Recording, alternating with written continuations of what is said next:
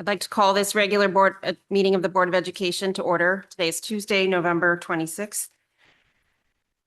Thank you all for being here tonight on this Tuesday before the Thanksgiving holiday. On behalf of the board, I'd like to thank our students for their hard work, our teachers, administrators, and staff for all they do for our students, and our community for the opportunity to serve.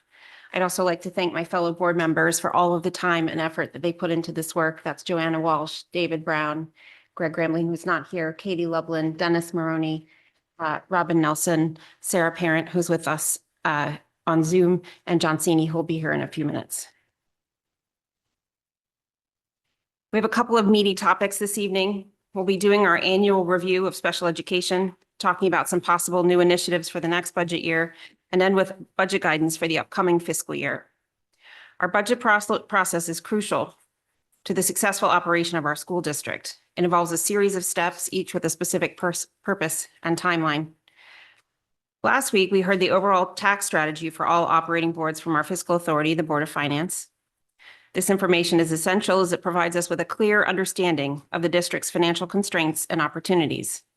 With this information, we can make informed decisions about the budget. We also heard them ask each of the boards to review existing programs, thoroughly vet new programs, and consider the overall budgetary and taxation impact of spending decisions. We were asked to thoroughly consider opportunities for efficiencies, to ensure all resources are utilized to the fullest extent, and to explore alternatives such as insourcing or outsourcing. Lastly, we were advised that all anticipated capital projects should come forward as part of the budget process, not separately. Our transportation initiative, where we brought the rest of our special education transportation infrastructure in-house, is a great example of seeking efficiencies and alternate forms of delivery.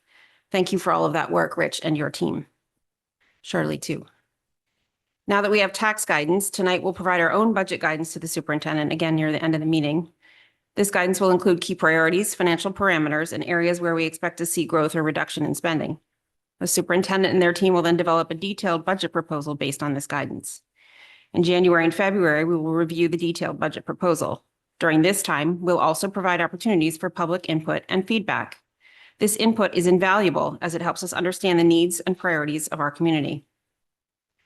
Ultimately, we'll vote on a budget that strikes the optimal balance between providing the best services to our students and operating efficiently. This requires careful consideration of various factors, including educational priorities, financial constraints, and community needs. Sometimes this requires us to make very hard choices. Sometimes priorities shift and we need to adapt. We saw this with the one-to-one initiative, which at the high school became Bring Your Own Device. It's important to note that the Board of Education has a significant role in shaping the district's or the town's financial strategy.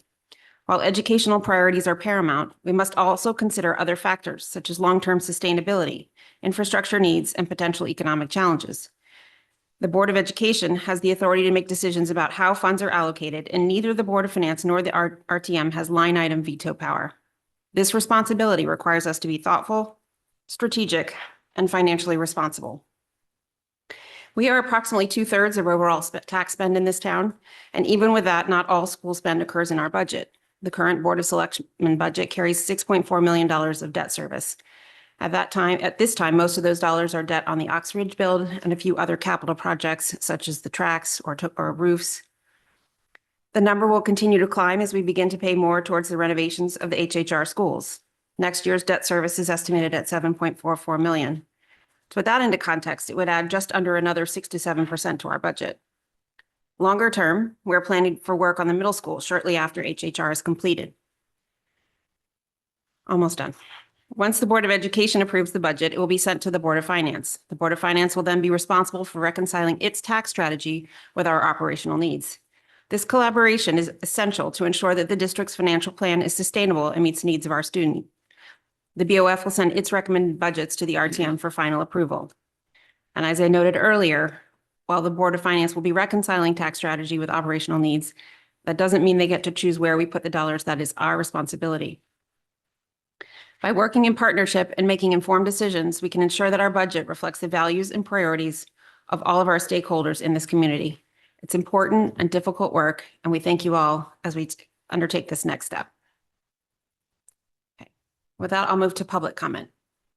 Good evening. If anybody in person or online would like to participate in public comment, please approach the podium or use the raised hand icon and wait to be recognized. Once recognized, please state your name and address for the record and note that you will have up to 3 minutes to comment. Please note the time with the chair.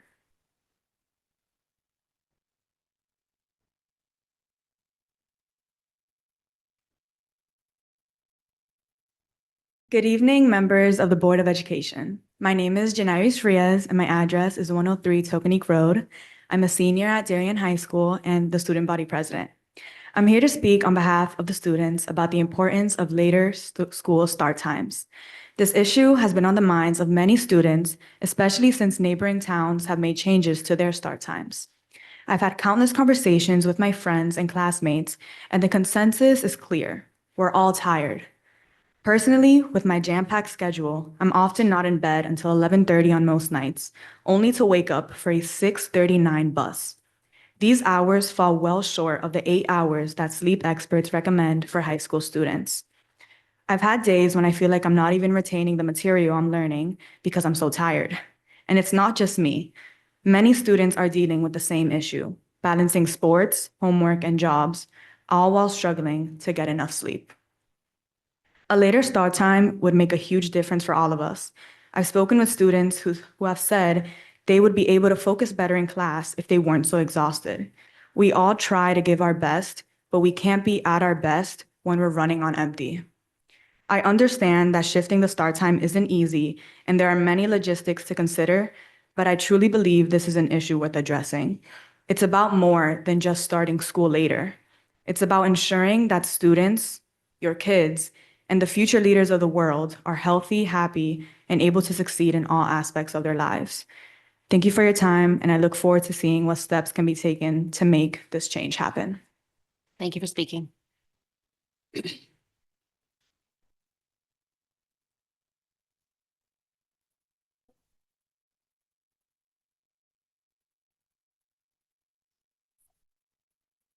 Crystal Hill, CDSP Chair, 300 Brookside Road. Good evening. It appears as if we are approaching the start of another tough budget season. The Board of Finance has already provided guidance that town boards need to approve budgets with increases in a 3 to 4% range, while the superintendent's materials for this evening suggest a realistic budget will reflect an increase of at least 6%. An increase driven largely by contractually mandated salary adjustments and rising healthcare costs. So as we head towards the official budget season, I wanted to share with you what I hear overwhelmingly from parents in this community. The budget needs to meet the needs of our students. These parents are taxpayers too, so they understand the reality of the need to keep our mill rates reasonable. They are supportive of cost-saving measures that can deliver both the quantity and quality of programs our schools offer more efficiently. But efficiencies that would cut student programming or reduce the numbers of teachers and staff in our buildings are concerning to most parents. Students are already dealing with the consequences of last year's efficiencies that reduced the number of teachers at MMS and our elementary schools in the current year. You have heard from parents, PTO reps, and teachers themselves expressing how those cuts have negatively impacted our students and our staff. Parents understand that a process that lingers well into the spring is messy, it's complicated, it's not ideal. But they also believe that this board's primary objective must be to pass a budget that serves the children of this community and in an efficient and responsible manner. But its primary objective should never be to hit a predetermined bottom line or percentage increase. So during this year's budget process, please remember that the biggest measure of success of this school district and this school board is ensuring that every decision you make prioritizes the needs of our students. Thank you. Thank you for speaking.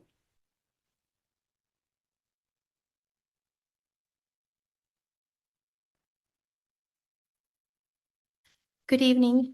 Luz Bueno, 123 Hoyt Street. I'm not going to talk about inflation today. I will in the coming weeks, but not tonight. I'm here tonight to speak about visual arts. We're losing teachers, reducing the budget, and removed its independence, putting it under the music department.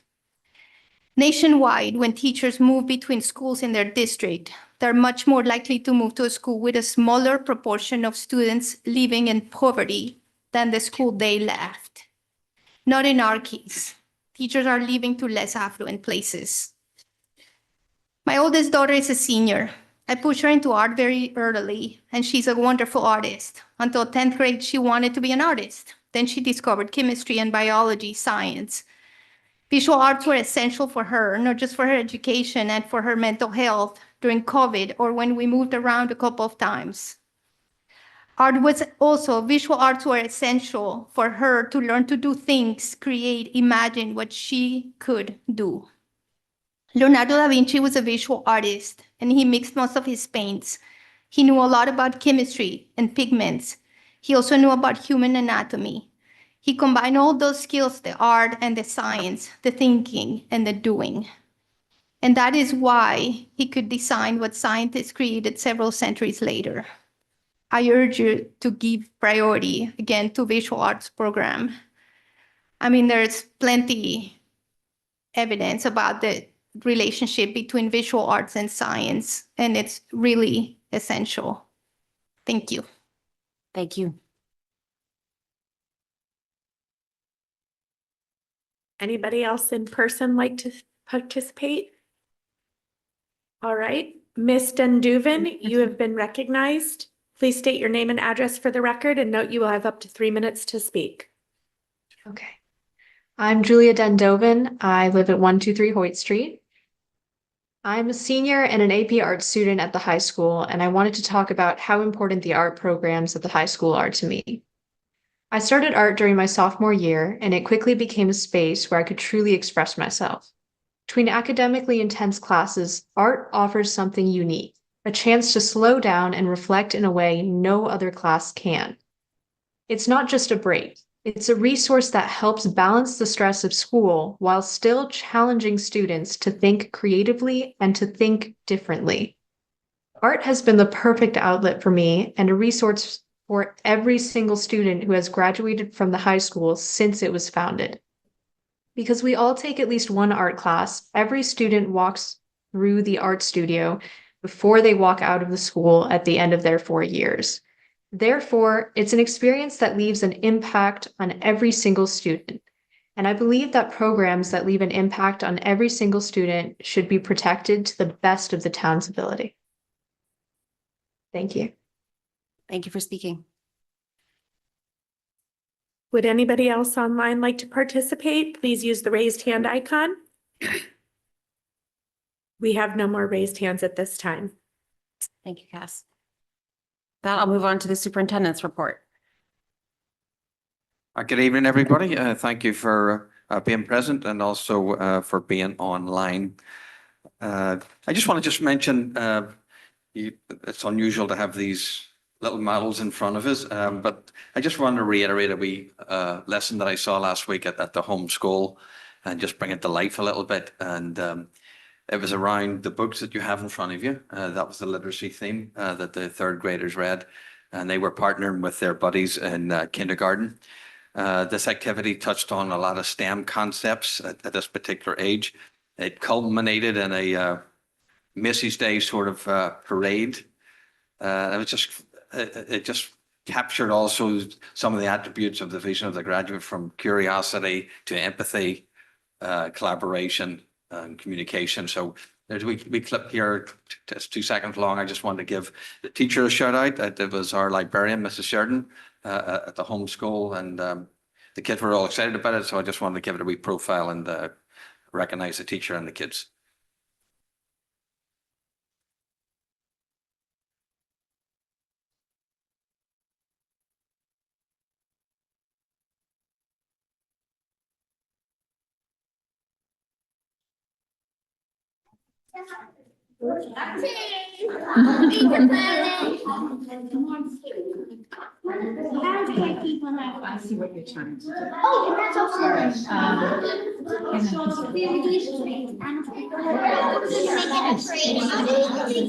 Yeah, where's your buddy?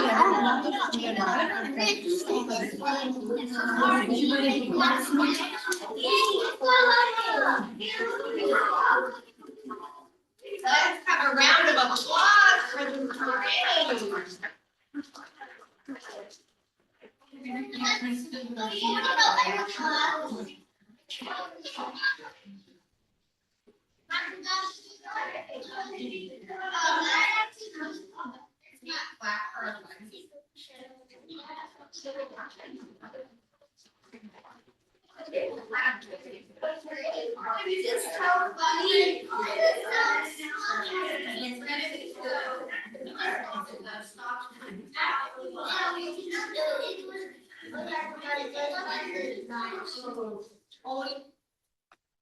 So when the kids watch the Macy's Day Parade, I'm sure they will recall their own Macy's Day experience at the elementary school. So thank you to the teacher and to our staff members and to the kids for participating.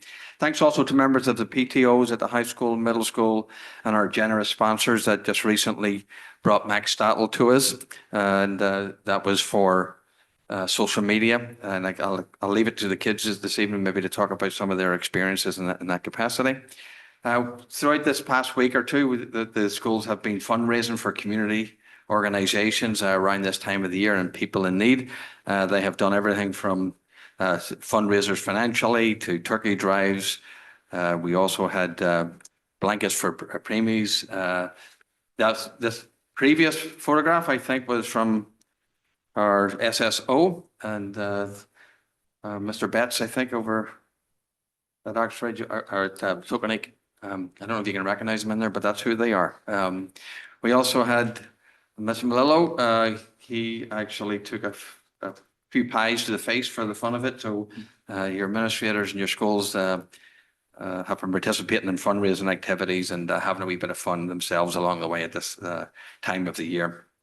Quiz Bowl was recognized as a National Middle School Quiz Bowl team last week. So congratulations to their ongoing success.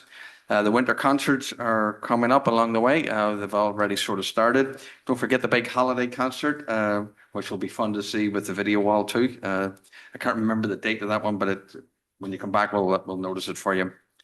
We have Special Education Awareness Day is being celebrated on December 2nd for all students and all faculty. Thank you to the members of the PTO who support that particular event.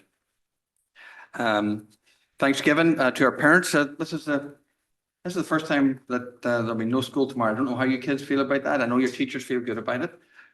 This is the first time for experiencing that. And from my own perspective, I wish all our families, our staff, and our students a relaxing, rejuvenating time of connectedness to your families. And I will say it's a time of gratitude, and I'm deeply grateful to be part of this organization and public school system with the colleagues that we have and that we work with in our community every day. Thank you. And go Blue Wave, okay, on the Turkey Bowl. All right, we need a win, okay? I'm just saying, like, we just need a win. Thank you. Thank you. Student representative reports, Brenna and Ryan. As Dr. Adley just mentioned, we're coming into our Thanksgiving recess. This will be our first 5-day Thanksgiving recess, to my knowledge, and we're so excited to have this time to rest and rejuvenate as a community.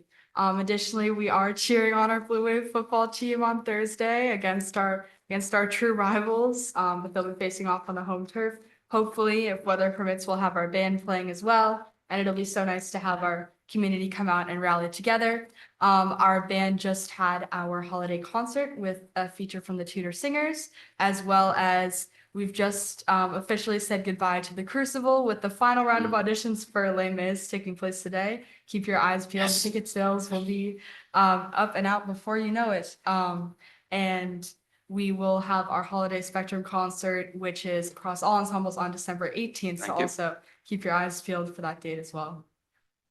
Yeah, along with that, many of our winter sports are up and coming right after this new 5-day break. So looking forward to many great seasons, especially for our boys basketball, hockey, and many of our girls basketball teams as well, as along with many of the other winter sport teams. So looking for a great season from all of them. And as Brandon alluded to, many great artistic performances coming up in the winter as well. Thank you both. Okay. Approval of the minutes. May I have a motion to approve the minutes of the organizational meeting and regular meeting held on November 12th? That's Joanna, seconded by Dennis. All those in favor? That's unanimous. Okay. Board committee reports. I don't think we've had any. No. Okay. I will note, I forgot to mention at the beginning of the meeting, our next meeting is the 10th and the tour of the schools is the 7th. So we'll have a tour of all the schools on the capital plan to start off. And then a tour of the Hanley Homes and Royal schools will be available after that. So hope to see everybody on the 7th.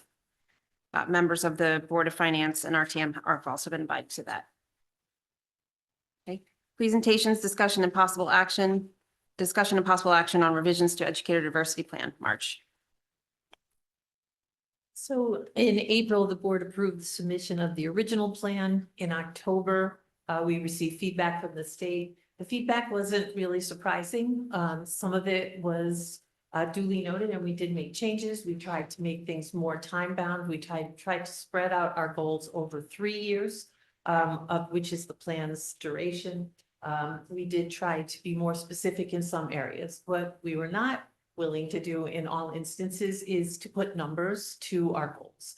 The similar districts around us are struggling with the same issue of quotas and numbers.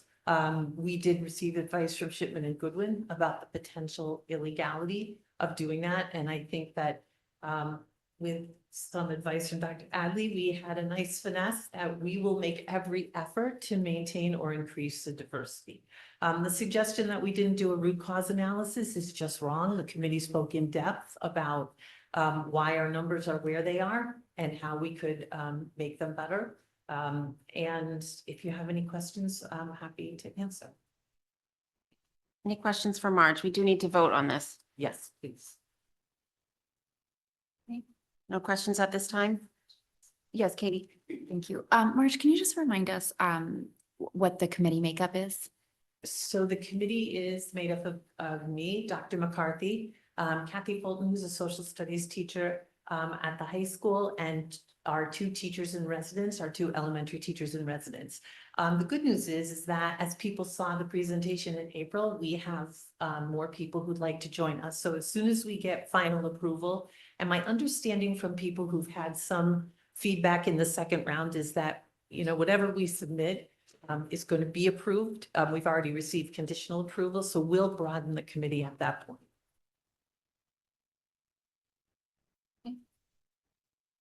All right. With that, may I have a motion to approve the revisions to the Educator Diversity Plan?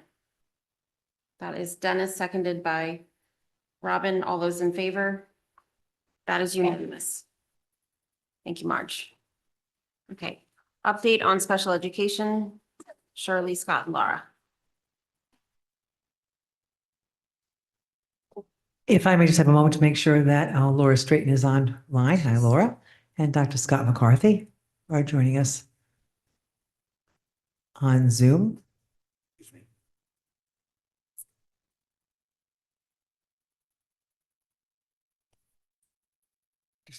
He's on. He's on? Yes, he's on. Who's on that side? He has to turn it. There he goes. There we go. Hi, Scott. Hi, Laura. Thank you, everyone, and good evening, members of the board, students, colleagues, and to the community. Each year we have the opportunity to present on the Special Education Student Services Program Overview and Initiatives. We have with us this evening Laura Straighton, our ELP Director, as well as Scott McCarthy, our K through 12 Special Education and Student Services Director as well.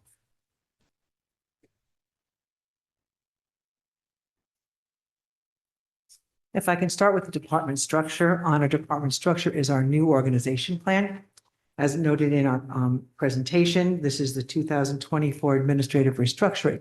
And if you look at the department structure this year, we have Dr. Scott McCarthy is now the K through 12 Director of Special Education Services.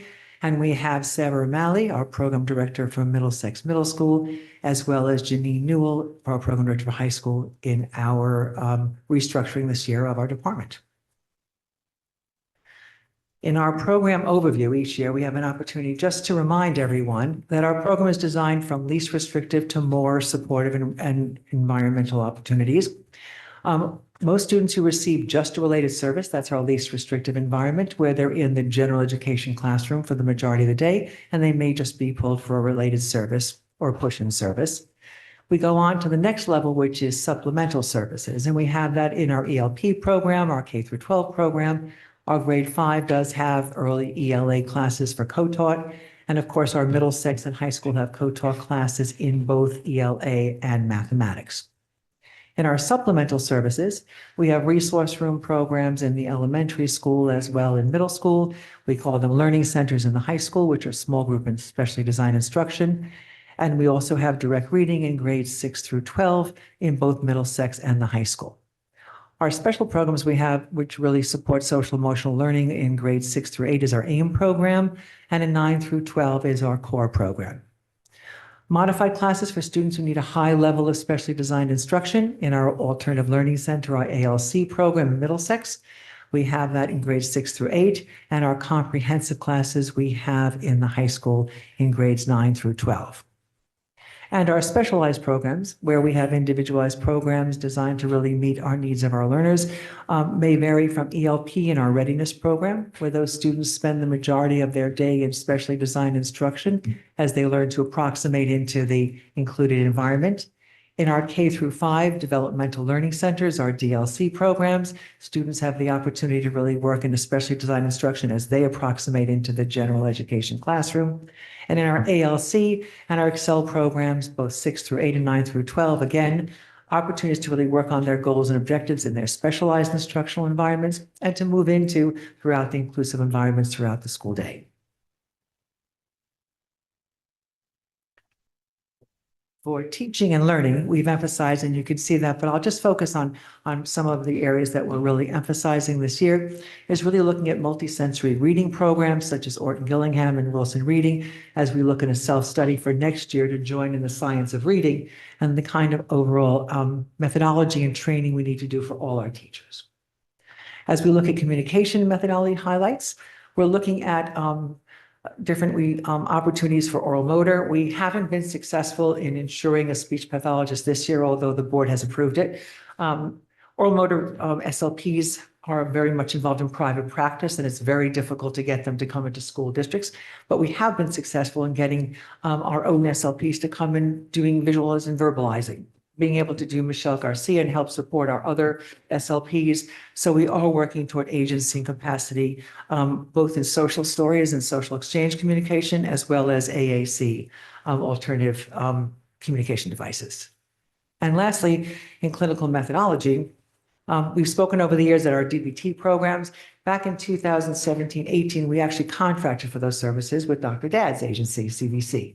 We now have our own supervision, our own training, and Dr. Dad has in an extraordinary way taken on the training of our psychologists, social workers, several of our school counselors, several of our specialized teachers in our core program and AIM program to really support our instruction, as well as our psychologist interns. And professional learning, again, I'll just highlight two of the areas we want to emphasize. One is standard-based goal writing. Beginning in January, actually this year, Connecticut SEDS has now introduced a standard-based goal writing that all our teachers were actually trained on back in November during PD Day that we will be implementing and beginning to work on. Our school psychologist also worked on November on intervention planning and looking at intensive behavioral functional assessments as well as behavior intervention plans. We continue to work on speech and language, on prompt and different oral fluency. And our para-educators have been trained in working on restorative practice, as well as implementing de-escalation and tolerance strategies. Distress tolerance. Workshops continue to be a goal of partnership. Some of the areas are identified there. I think what we're very excited about, there was recently a workshop I think Royal did in terms of how to support your child at home that was very well received. We had great feedback from families, and looking, of course, at our transitional life course planning is what we're working on with our middle and high school as well. Lastly, thank you to community organizations, especially CDSP, Town of Mental Health Task Force, Thriving Youth, and CPAC for working with us, supporting our programs and our students, and working together in partnership. I'm going to turn it over to Laura, who will share with you our ELP 5-day program implementation update. Good evening, everyone. I was delighted to have offered our 5-day inclusion program to all of our students last school year, or for this school year. In looking at the trends from last year to this year, I wanted to share that we started with 78 students at the start of the 23-24 school year. And we ended with 108, which means we grew about 30 students over that school year. And we had 25, we were ending at 25 itinerant students. Those are students who just come to ELP for speech and language services a couple times a week. In reviewing our evaluation over last school year, we evaluated 124 students. 37 of those students started through that birth to 3 process. The SRBI is scientifically based research intervention, or now called multi-tiered systems support systems. 51 students were through that process. And then we had 36 referrals from the community, which totaled the 124 students. So this school year, we offered the 5-day program and the 4-day program, and we started off with 85 students for the September start. 62 of those students attended the 5-day program, and 23 students attended the 4-day. Currently, as of November 22nd, we have a total of 92 students attending ELP. 65 of them are attending the 5-day program, and 27 of them are attending the 4-day program. And currently, we have 20 students who receive itinerant services. And currently reviewing our evaluations, we have 71 currently ongoing. Not all at once, but right now we have 71. 21 of those are from birth to 3. We are engaged in 26 MTSS process in the communities, working with community preschool schools with students. And then we have 24 current evaluations that we're referring to the PPT process. That makes up 71. So looking forward, we're really excited to continue the 5-day program and looking at the support to continue that 50-50, the 50% typically developing students to students with special needs. It's really important that we continue to have all of that on the 5-day. We are continuing a conversation that we started with administration and staff around moving ELP possibly to the 6-day elementary rotation. This would align us with the current special schedules and other activities that happen at the elementary schools on that 6-day rotation. We are continuing to monitor our needs through the PPT process and bringing in those students through the evaluations. We're continuing to streamline our MTSS process with the community preschools. We're continuing to work around play-based learning and curriculum writing for this school year. So thank you for this opportunity with you all, and I'm turning it over to Dr. Scott McCarthy. Laura. Good evening, everyone. Next, we'd like to provide you an update on our membership within the Connecticut Psychology Consortium, CPC. So as many of you remember from our presentation last year, CPC is a partnership with 4 Connecticut agencies, of which we are the only Connecticut public school. We became eligible for this partnership through Dr. Dad's licensure status, which allows us to supervise doctoral level eligible school psychologists as interns. The consortium this year applied for provisional membership and was awarded provisional membership in APIC, which is a wonderful thing for a public school district to have.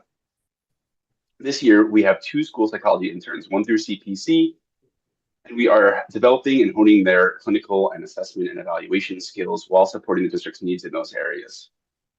To date, for our application process going into the 25-26 school year, we have 10 competitive applications, which we are reviewing now and scheduling interviews with CPC and Dr. Dad for January.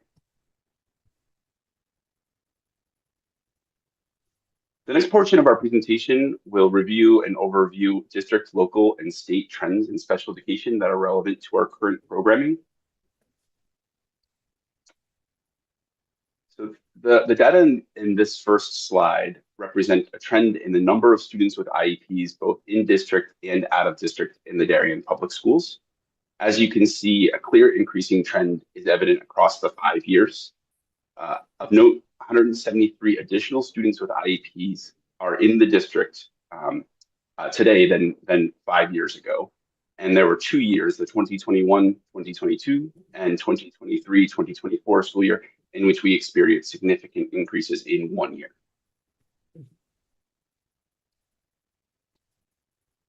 These data represent the trend in educational classifications of students with IEPs for the last 3 available years. Educational classifications are typically released by the state by now in the school year. However, the state has not yet released the 23-24 school year data. As you can see, a slight increase is observed in the percentage of qualified students with autism, while a slight decrease is noted in the percentage of students with speech and language impairments. Beyond that, there are not significant changes in educational classifications observed recently. This graph represents the trend of students, trend in the number of students with IEPs by level over the past 4 years. So as you can see, there are a few notable trends. The first is that there's an increase observed in ELP during this school year, which represents both the first school year of the change in the kindergarten start date and the group of students who were primarily born in 2020. Another notable trend is that the number of students with IEPs at the elementary level has increased each year over the 4 years by 80 students, with the smallest increase noted this current school year, which is 7 students. The number of students with IEPs at the middle school and the high school level have remained fairly consistent, with sort of a slight dip in the 22-23 school year at the middle school. This next graph represents the trend in the number of students with IEPs by grade in the 24-25 school year, the current school year. Again, a few trends of note. The large ELP class does require some monitoring as it represents both 3- and 4-year-olds, but as we know, it will increase through the school year as students age into the program.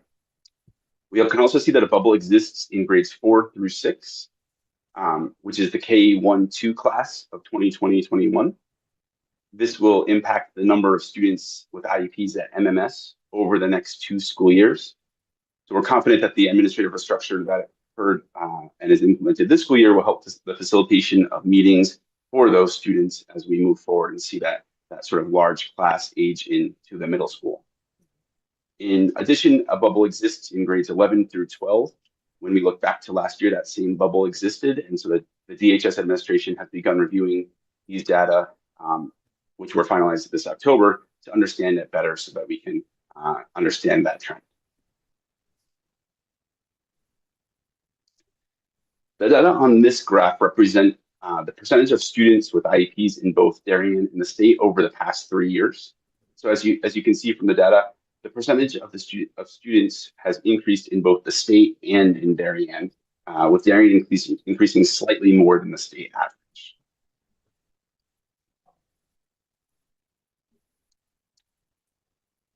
At a more local level, the data in this graph, going back. Great, thanks. The data in this graph represents a 5-year trend in classification rates with students with IEPs in our district reference group. As you can see, every district in the DIRG has realized an increase in the percentage of students with IEPs over the past 5 years. While Darien is the highest in the DIRG, it has not increased at the highest or fastest pace, which we can see in the next slide, which represents the rate change in students with IEPs over the past 5 years, with Darien being on the left in the dark blue. Darien's increase over the past 5 years is 3rd in the DIRG after Weston and Richfield.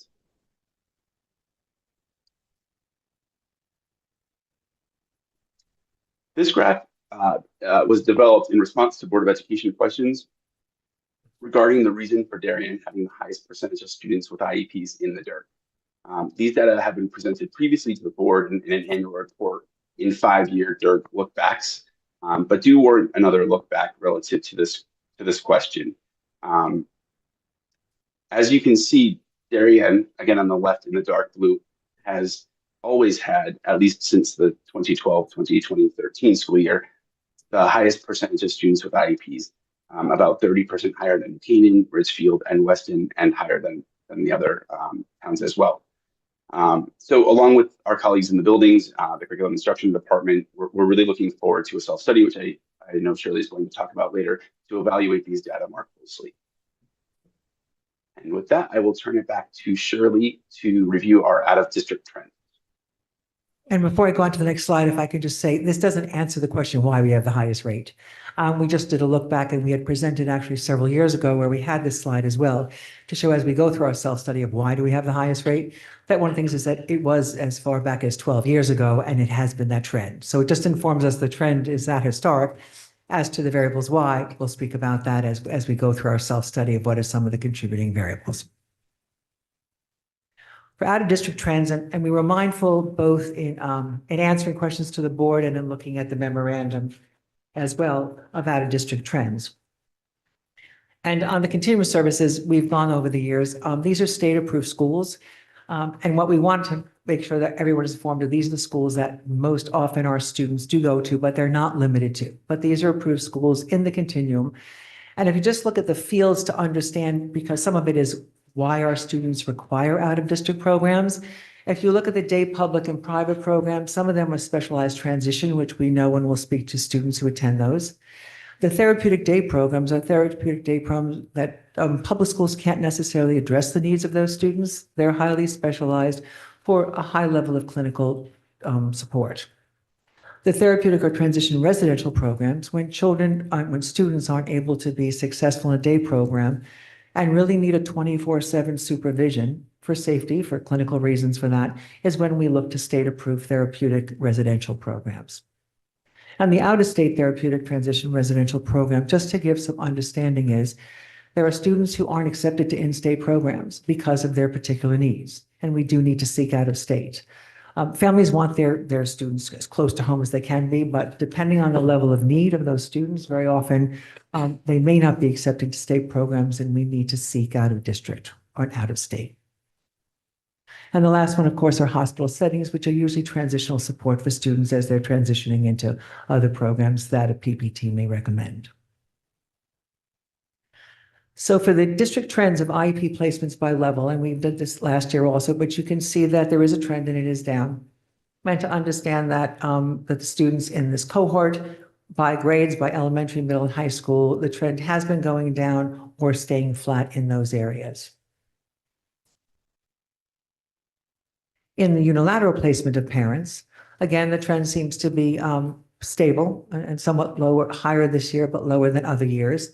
And again, if you look at by grade level and by school level, we can see that trend in the 9-12 range. And when you look at those unilateral placements, again, without representing students, but understanding that those programs in unilateral are very often non-state approved programs for students who require either residential or highly therapeutic programs that we're not able to place within our own state approved schools, and parents may have to seek a non-approved out-of-district program for those students with a high level of need.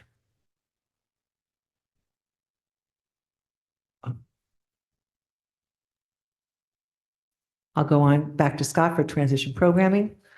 The one thing I want to ask, because Rich asked that I just share this, just for the board understands, the cohort that you're looking at in students of unilateral placements is not the same from year to year.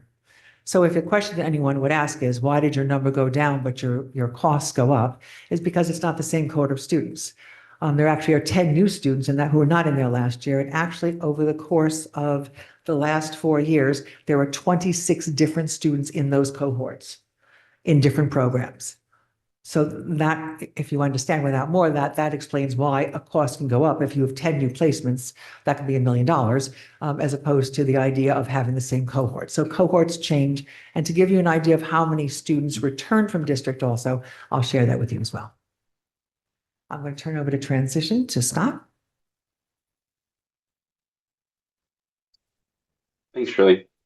In the next portion of our presentation, we'd like to provide you an update on the work of the Transition Steering Committee and its proposal that was submitted to the superintendent and hopefully soon the board.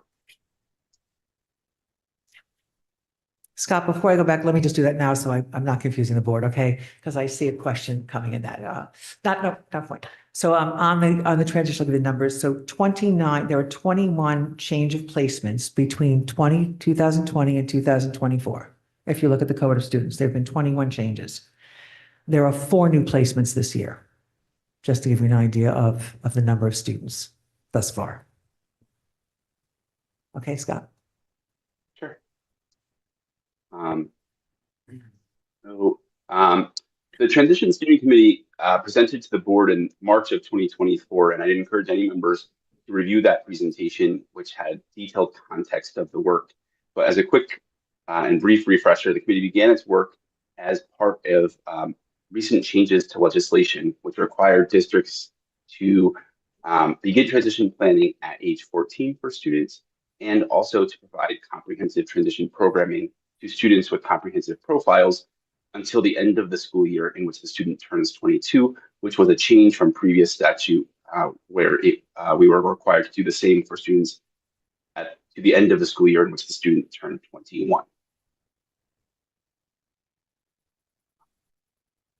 The Transition Steering Committee began its work at the beginning of the 2023-2024 school year, where a representative group of special educators, related service providers, and administrators across the middle school and high school and central services worked closely to evaluate district needs, conduct research on best practices in transition programming that exists locally, visit transition programs that do exist locally, review transition programs that exist across the state and nationally, and propose action steps to the board, which happened in the March 2024 meeting.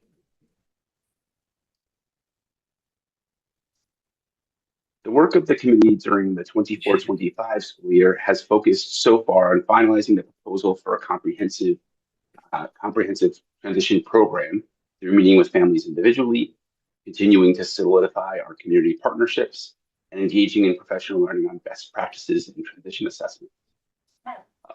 Of note, the transition programming cohort projection graph on this slide was reviewed in the March presentation, but is worth reviewing and noting again that we see that a significant increase in the number of students who we currently project are eligible for transition programming from 18 to 22 is beginning in the 25-26 school year.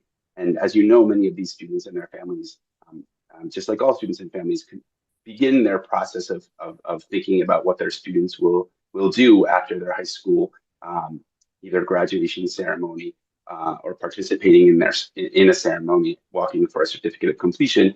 And so we know that those students and their families are beginning to engage in a review process for themselves, along with their PPTs, and we'd like to get ahead of that by thinking about developing, or not by thinking about, by actually developing and implementing a program which these families can review and use as part of their planning processes.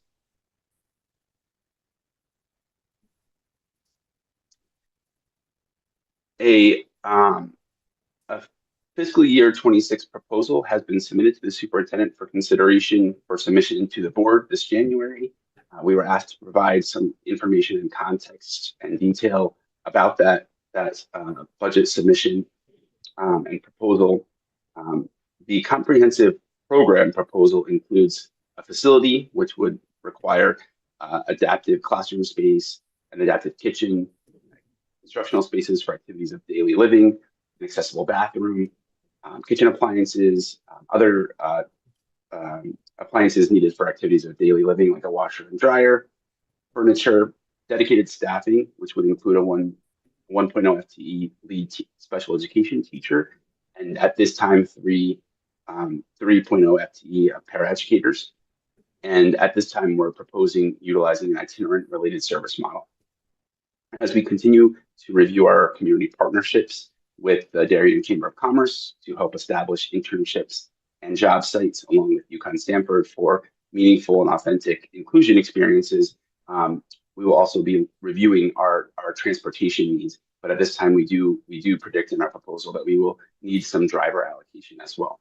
So the proposal includes an approximate $500,000 request in the fiscal year 26 budget for a lease, which will be about $150,000, equipment for the space, about $5,000, staffing, and what we are currently predicting for fiscal year 26 of an out-of-district tuition offset of about $250,000, which would increase each year as you see that cohort will continue to get larger. And I will turn it back to Shirley to review our future goals and outcomes. And for looking forward goals and outcomes, again, we'll highlight some of the goals that we're really going to move forward. Restorative practice, we've already begun training our paraeducators and most of our staff members. UDL, Amy has spoken to and I have spoken to, and that is one of our initiatives for this year. We've done some training over the summer, but we're just beginning that process. For intensive behavior support programming, once again, we're looking to bring that in-house with our own school psychologists and BCBAs, not to have to rely on outside resources and agencies. And most excitingly, as I mentioned earlier, the standard aligned goal development with Connecticut SEDS in aligning our goals and objectives and our IEPs to the Connecticut state standards. In our self-studies that we mentioned earlier, the three that we're focusing on are multisensory instruction models such as OG and Wilson, working in concert with Amy and all of our staff. You'll hear more about that during the budget cycle. For continued MTSS development and collaboration with all of our teachers, and as well as elementary identification trends and MTSS relationship. To go back to the question of why are our classification rates so high, that's where we have to begin looking. And as Dr. Adley said earlier, December 2nd begins the week. Different schools are celebrating it on different days. On a personal note, I began teaching in that year of 1975 when there was a committee on handicap, actually it was called that. Special education was a place that children went to, not a service that they received. And in 50 years, we certainly have changed it being a place where you go to a service and a program where all children are general education children who are receiving supplemental and specialized support in their community schools. We celebrate December 2nd, and next year will be 50 years. And thank you to the PTOs for all these upcoming treats and specialties, and also the books that CDSP has bought for the elementary schools called Inclusion that every teacher is getting a copy of next week, I believe. And lastly, we have questions, but before, just the notation that we have appendices that we added UDL to our glossary and of acronyms for this year. That we also wanted to show that UDL is not just something we're talking about, but how we're aligning that to our strategic plan actions in both 1B and 2B. And also, we were asked about SBACs and looking at some of them, and we wanted to share this slide with you. Again, we noted that the SA2 school days we don't have here, but the link to the questions on SBACs for students is contained in the appendix. And we'll take questions, and thanks for your time. Okay. Thank you very much to the team, all of you. There's a lot in this presentation. So two things. Number one, I think we'll go through this section by section and take questions per section. Number two, if we get into an area where we feel like there are just so many questions that we want to either have a memorandum or follow up at a subsequent meeting, we have a lot to do tonight. So if it becomes clear that we need to move on, we'll just collect the questions and come back to them. And Jill, may I just add, in the memorandum that Dr. Adley did send, we tried to answer most of the questions, and in some of them, we did say that we're in the process of gathering that data. Yes. And cut some of the items. Okay, thank you. Okay, with that, I'll start with the introduction. Are there any questions about the preliminary department structure or the continuum of services?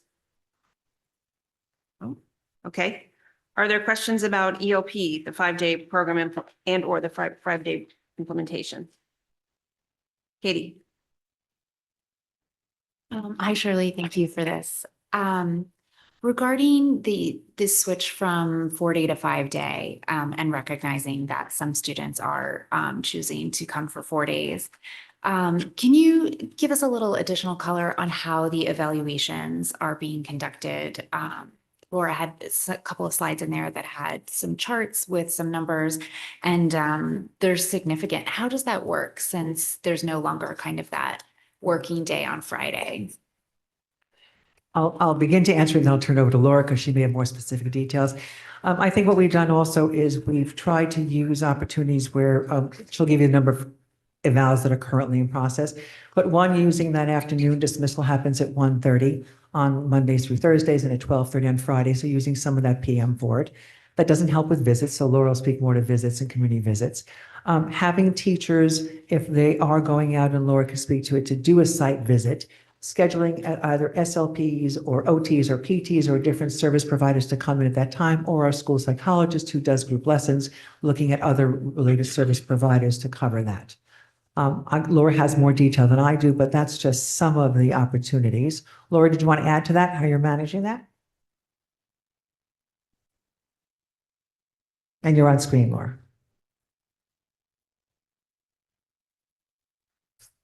You might be muted. I don't.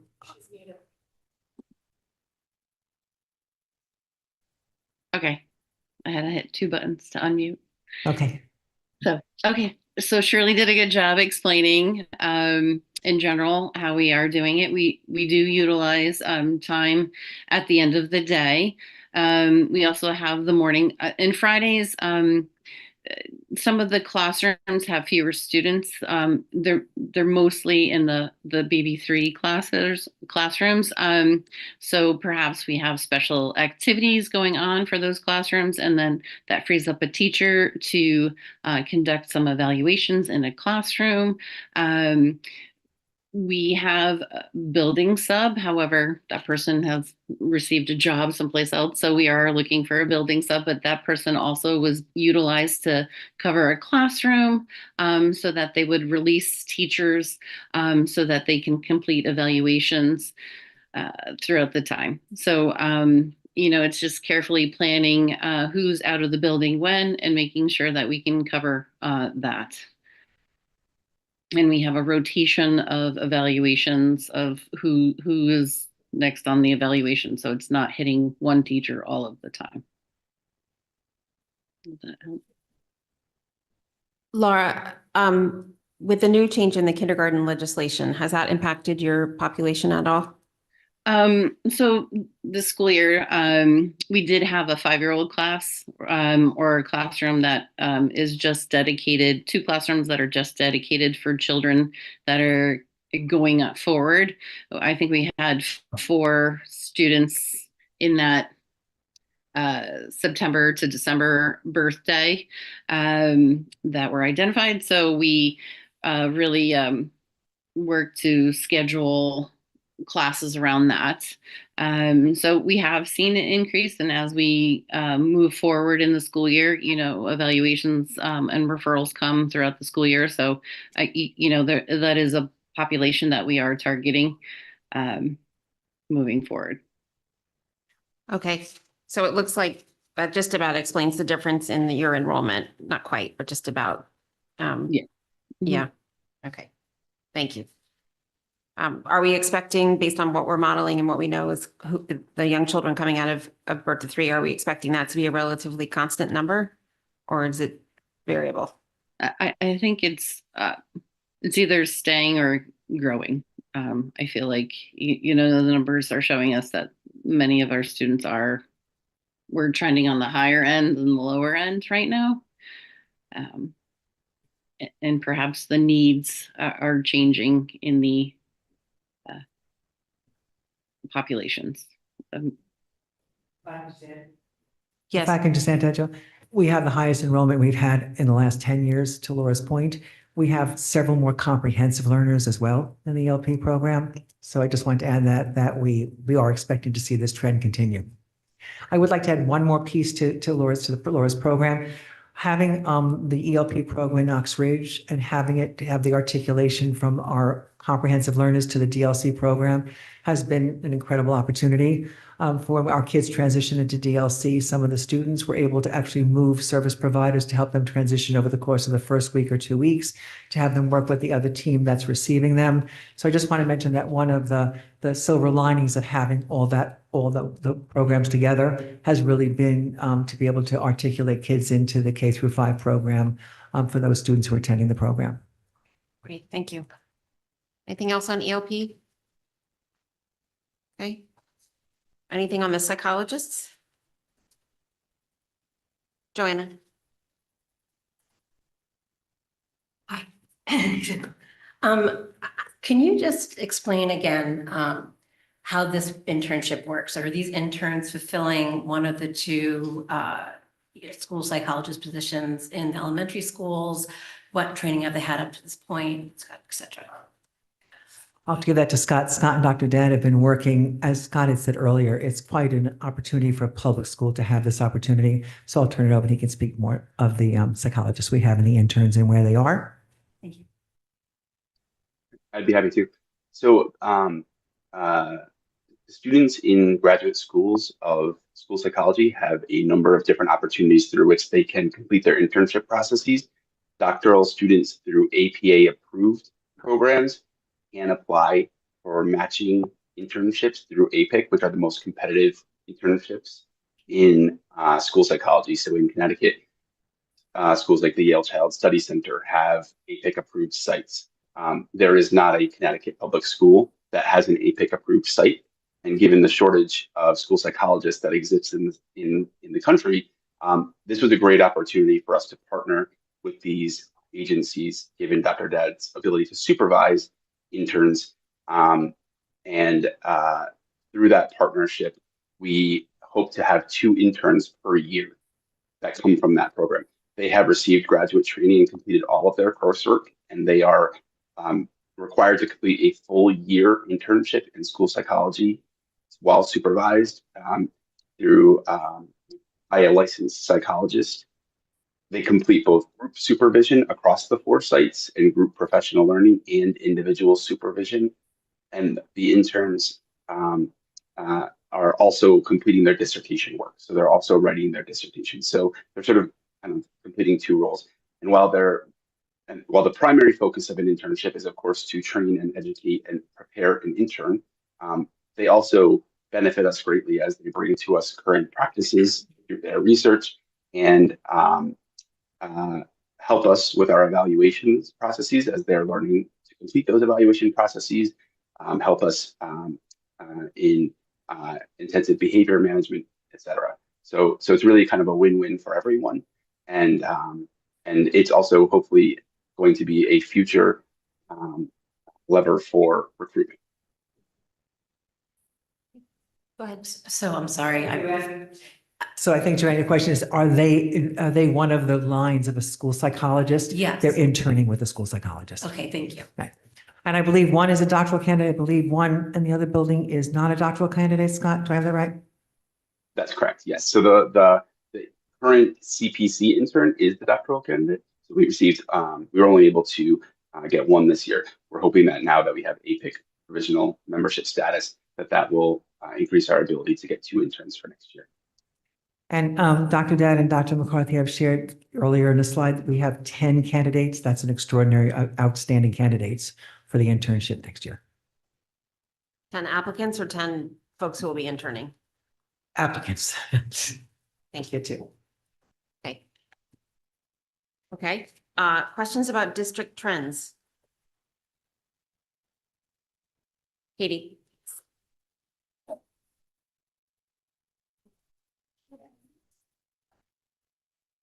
I wanted to ask about the staffing increases. And I know that this was in the memo. There was a question about that. But at least in my memo, it looked like maybe there was supposed to be a hyperlink that wasn't active for me. I'm referring to page, sorry, 1, 2, 3, 4 of the memo. And it's the 3rd bolded question that says, could we see staffing trends, particularly the year-over-year numbers for paraprofessionals? So, and you had commented that the budget was linked there on the website to outline the approved FTEs. It wasn't linked, sorry. It wasn't in mine, which is Okay. fine. But could you just talk generally speaking in terms of the percentage increases that we've been seeing, right? That we've been talking for a while about rising identification rates. We've seen in the charts here that things have been going up.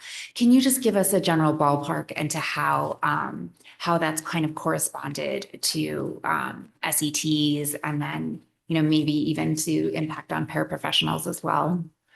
I have to go back to the link to compare year over year. I can say that this year, the biggest change in our paraeducators was really that we have 13 of our own, as opposed to using contracted service. That was the real emphasis of switching from contract to that. Of those, we now have 10 RBTs of our own that have gone through the training. Some have sat for the exam, some still have to sit for it. So that was really the shift. The number was, because I checked with Rich earlier today. Rich, the number which you gave me. So there's 112 paras K-12. Right, and I think I have to go back and look at the number before. I'm sorry, it was in the link. I'll look at that, but it wasn't. I don't think the number was that different the year before. The biggest difference was we were looking to have our own paraeducators, not contracted. That said, we still have some contracted paras, but I can certainly in the memo to Alan show the difference over the last few years of the number of paraeducators. It would be great to, the paraprofessionals is interesting, but also just the corresponding number of SETs that we have to number of IEPs. And then from there as well, I can't remember if this was in a past presentation, but I know we've discussed before caseloads as well, right? And just, I think that's a good data point for us in terms of, I think that we have some information here on what our student profiles look like, but I'm interested in what our staffing profiles look like too, just especially as we're thinking about the caseloads, the PPT amounts, how that ties into professional development, covering for all of those things in the way that it's interwoven would just be really helpful to understand. We could do that for the SAT as well. Awesome. Thank you. Would be helpful to understand as part of that, how staffing shortages in this area impact our work. And I would like to add one thing to that. There was a summit recently with the Connecticut State Department of Education. I don't know if you had a chance to see that. We can also share that link. And amazing, when you look at it, the first page on that was the shortage of psychologists, shortage of special education teachers. Actually, they gave color to some of the reasons why they think that exists. And I certainly can share that link. It was a few weeks ago. Interestingly enough, when we were discussing it with our team, it was how appreciative we are of our staff and our related service providers and our paraeducators, because we're not experiencing that this year, and we are one of the fortunate ones. We are fully staffed with the exception of one teacher who's out on leave and a speech and language therapist that we couldn't in terms of having someone who is oral motor trained. So we are very appreciative of the incredible commitment our colleagues have in special education teachers, our related service providers, our paraeducators, because we are fully staffed with that exception, right, Mark? Okay, so I just want to acknowledge them. We're the outliers nationwide. So thank you to all our colleagues. Marge, did you want to add? Maybe truly just one piece of additional context to that. As well, we are fortunate and feel lucky to be fully staffed this year. The hiring process does feel different. We are not receiving as many applicants for positions. We are having to get more creative with filling leave replacements and things like that, looking at contracted services for some of those leave replacements when we can't find actual certified staff to do that. So it isn't that it's been easy. The number of applicants has changed over time. So we are seeing the impact of the shortage, but maybe in a different way right now. We feel fortunate to be fully staffed. It would be helpful to, even though that's good news on the whole, it would be helpful to understand that quantitatively. Thank you. Any other questions on the, Katie? Shirley, on page 2 of the memo, the bottom question is talking about categories. And specifically under the learning disability, you note that the state breaks out specific learning disability and then specific learning disability dyslexia. So, but that they aggregate it together. So Thank you for this explanation. I am looking further though, just so you know. So they Okay. do aggregate, it's a category. They have categories. We did have someone in our office reach out to see if there's there's an 8A, to see if there's a way that we can even though the state doesn't, they put it in one aggregate. If there's a way without asking people to go count every single IEP of Yeah. our case managers, which they could do. Right. But I think we've asked the state if there's any other way to do that. Got it. So, this was really interesting to me because, after having combed through your presentations very carefully for several years, I did not realize that this was coming from the state. So, I just wanted to ask, in terms of the data that we have and the records that we have, CT SEDS, that's not a functionality where we can run classifications by SLD dyslexia You can run it by SLD, but they didn't disaggregate dyslexia. So, from so it. you're saying like it's built into CT SEDS Correct, then, and yes. that's how it comes from. Okay, got it. But we haven't given up because someone in our office actually as recently today said there's a way to find a way with Connecticut. So Okay. Connecticut says if you reach out to them several times and give them, sometimes we're still working on that Okay, great. as Well, opposed to counting. thank you for following up on that. I think that information could be really interesting to us as a district, but also it's very timely considering as we're looking at our early literacy program as well. So thanks for your tenacity. Okay. And Related to add that question. too. Oh, go ahead, Scott. Sorry, just related to that too, and it's a good question, Katie. It's a question that I think we share and a frustration around. The way it works is through CT SEDS, you identify a specific disability, one of the 13 categories, and then the team completes a worksheet separately that identifies the spaces. And the worksheet does not have mining abilities. The disability category does. And so CT SEDS doesn't allow us to manipulate the worksheet that comes with the qualification at the time, just the disability categories. And so that's what creates the complication. So I have a higher But we're level. still tenacious and we're still working on it. Yes, yes. So I have a question related to that, just about our analytical capabilities. So in terms of what's in CT SEDS, does it let us really aggregate and analyze data? We have this and this is good, but anything in the aggregate, is it truly a database or that we can run pretty good analyses on at a lower level than this, or? Scott probably can speak better than I can, but you can aggregate reports. I can run a list of how many students meet this category. I could run how many students we're trying to run, referrals was asked, we're working on that. How many students are parent referrals? You can't do that in Connecticut SEDS. We do that by hand. How many were district referrals? So we're looking at ways. That said, Connecticut's building Connecticut SEDS. Right. So as you ask them questions, this is year 3, I believe, of where we are. As you ask them questions, they do improve on what we're looking at. But IEP Direct actually was easier to write reports. I could have asked it a question and gotten an answer. Okay. But Scott knows more. He could speak more to what reports you can ask. Scott, did you want to add anything to that, or does that pretty much cover it? Yeah, I think it's correct. I think one of the challenges that exists is that CT SEDS operates live, and live data and information are not always cleaned. So the October 1 run is always accurate, which is why we provide that information in this annual report. But if you were to say, I want to run every student who's eligible for ESY this year, it's providing you information for every PPT meeting that has happened in the district, but those might not always be students sitting in seats. And so cleaning the data can become cumbersome to make sure that it's actually accurate. And so they continue to refine and improve that. And I think we are on first name bases with many of the people in their department as we have many of the questions that we're trying to understand better so that we can collect that information for ourselves. Okay, so really what I want to know, thank you, in addition to that, is we have different kinds of data that we look at for many populations, but we're talking about this one right now. So this is sort of students and their classifications. We would also look at performance data. We'd look at how we work, how we administer the program, and we look at financial data. Which of those are in CT SEDS? Performance is not other than your IEP progress reports. You can see individual students, of course. You've got your IEP progress reports that you get quarterly. Okay. You could see that. As far as the third one after performance was?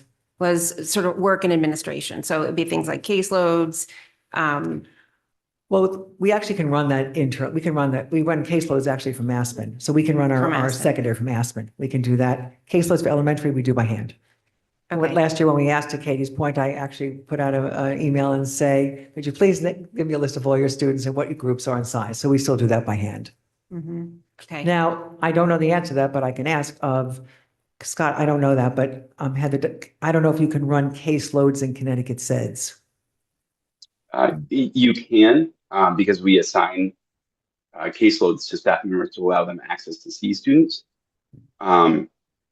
But it again requires some cleaning because a district staff member, for example, may be evaluating a student who's out of district. And so we add them to their caseload in CT SED so they can see all of their past information. And then that information would show up in that caseload run. And so it just requires that kind of second level of going through.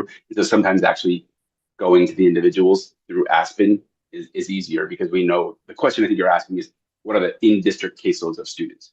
And so that answer is better obtained through Aspen.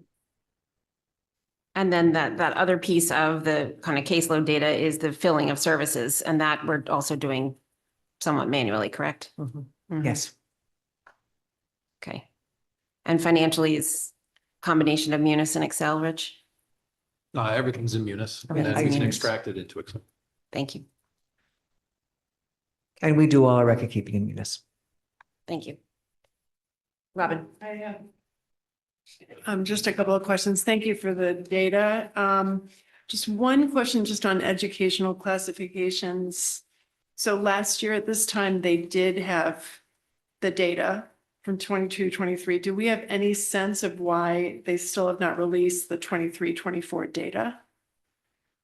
I don't have a sense of why they haven't. We just checked as recently. Usually we receive it somewhere. Our CDEC goes in October 1, and usually sometime in November we do receive it. I don't know why they haven't yet. When it does become available, would it be possible to update this Absolutely. chart and share it? Okay, and then another question I had is with the out of district placements, do we have any comparison data versus our DIRG of out of district placements? No, other districts don't share that, and nor do they report out on it. We're the only ones who do. Okay, but the educational classification data does Come from the include state. out of district as well, correct? Or is it just in district IEPs? The educational classification graph. The graph, Yes, you can get that education. that's from the state, so that would, yeah, that would include all students. In district IEPs Yes. as well as out. Okay, thank you. Joanna? Just building on out of district placements. So you're saying that we couldn't find out, for instance, what our unilateral placement rate is compared to other targeted schools or percentage of money that was spent compared to other targeted schools? I suppose you can look at their published, you could look at their published budget books, but they don't share out to their board or to other districts what their out of district placements are or their IP placements. And then you did touch on this a bit in your presentation, but I missed it because you're going so Fast. yes. Why, again, are the placements for unilateral and IEP levels at the high school, they do seem high. At elementary level seems underreported, not because of the district not doing what they're doing, because parents don't necessarily tell the district why they're doing it. But so what are your suspicions for why the DHS rates are so high for? And again, I think it's, we've seen a high incidence of clinical placements in both residential and therapeutic day programs with our older learners over the past several years. You typically don't get academic placements when you're looking at the high school cohort. And that's, listen, I mean, that's many things have happened over the last several years. We've discussed just in terms of clinical disorders, anxiety and depression is up 40% across the entire nation. We've seen an increase in need for 24/7 supervision for some students who require that level of care. So I think there's been an increase in the cohort of students who require that. Thank you. And then what do you think the district could do differently overall to curb these outplacements? Because this is one of our highest costs. Is there different starting? with- So there's different cohorts. If you look at, typically you see elementary cohorts as academic. You see more academic, although there's a great deal of anxiety in different areas that happen there, but very often it's academic. Your secondary learners, your middle school and your high school very often may have a higher level of clinical need. School avoidance, social emotional, anxiety disorders, physical disorders, eating and other order disorders. So you might see that more in your secondary cohort. And if you ask the question, what can I do? If you're looking at academic needs, you could do what we're doing. Look at a self-study and look at your academic programs. Are you addressing that? Are you looking at multisensory reading programs? Are you designing a curriculum within general and special education to really support all learners? If you're looking at clinical and more therapeutic programs, it's hard to replicate those because the reason they're specialized settings is because of the cohort of students and the kind of day treatment they have that can go on for an hour or 2 hours a day is something that's usually in a specialized environment. That said, just to give you an idea, we've brought back, just so I give you the right number, 26 students to district. Between 2020 and 2024, we brought back 26 students, which is why I was explaining there are new students going into that cohort. You have students coming back and students returning. But I think you're able to really focus more on the academic needs. That said, we do build programs. We have a program like Fitch. We have a program like Fitch is a specialized program that really does meet students where they are in terms of looking at it. We've looked at ideas before also for a middle school program that would do that also. So we continue to look at it. At the same time, you need to have a cohort of students that could work together. And very often why you seek out state-approved day therapeutic programs or residential is they have the staffing, they have the cohort, and they have the programs to support students. And you may have one student that meets that need or two. And lastly, If I could, we are building capacity as having a director of mental health, having all of our staff trained in DBT that work with our students clinically, having all of our teachers being trained in distress tolerance and looking at ways to do that. I think our commitment to social emotional learning is supporting the kind of pre-intervention intervention to really build capacity. And just to keep in mind, not only our teachers, our administrators are trained also. And restorative practice. All of that is about really mental health. Okay, thank you. Thank you. Anyone else on out of district trends? Dennis? First, Charlie, I thank you for the appendix with all the acronyms, much appreciated. You just mentioned that 26 students have come back. Do we see that on this chart and how do we, and why have they come back? And what changed? Like, and I don't want to specify each student, but was it that the programs didn't offer what they needed, or did we change something internally that brought them back? So it's over the course of 4 years. So they're for many different reasons. And many times students come back to high school after they've been in specialized instructional environments. They return. Many times they return in middle school also. They may come back in 7th grade after being away from elementary school and coming in to re-enter middle school. So some of those students over the course of 4 years may be returning to district. Some students are out for 1 year. Some students go to a therapeutic residential program and they return the next year. Some students may go to a program like Links and they're doing a lot of credit recovery and they return in 6 months. So there's not a common reason why students return. I just wanted to share with the board, we wanted to share that those students do return over the course of those 4 years, which is why they're not the same cohort that you're seeing when you look at your numbers in 2024-25. And those are, some students are gone for 2 years in return, depending on what their needs are. Questions on transition programming? Sorry, Jill, could I just ask, go back to one district trend question? Absolutely. I just want to, note the time. So yes, but we still have the strat plan to go through and our guidance discussion. So let's keep the questions coming, but think about whether they're for tonight or for future. Okay, I think it's for tonight. Okay, great.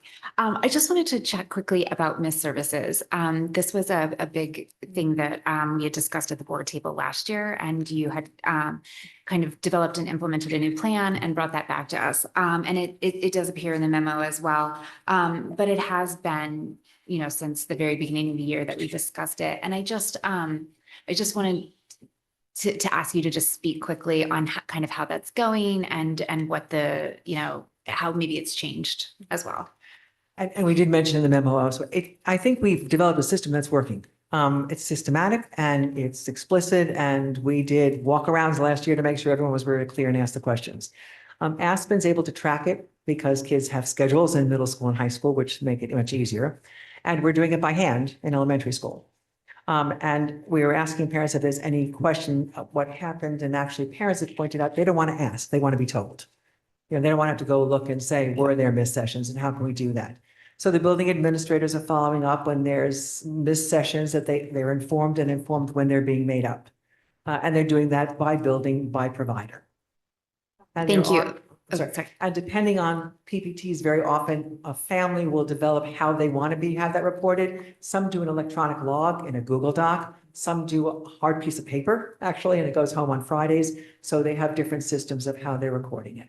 Okay, great. So two things that you said that make me happy to hear. One is that there is administration oversight and involvement in that, and that two, the communication with the parent and sort of that planning purpose. I did want to ask just one other thing though about how it kind of works.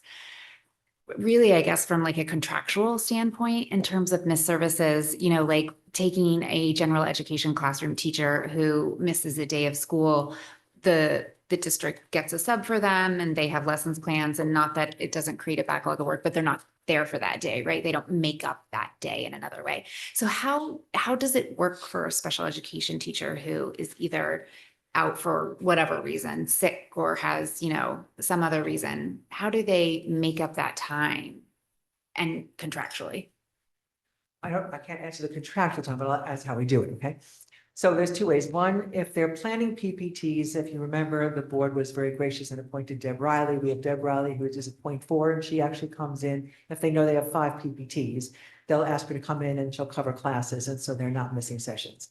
As far as absent, if a teacher is absent, who's a special education teacher, and we can't get a sub, that there is a missed session. Typically, they do not make up their absentees. They don't make up their absentees. They make up the sessions when they miss when they are present. Okay, thank you.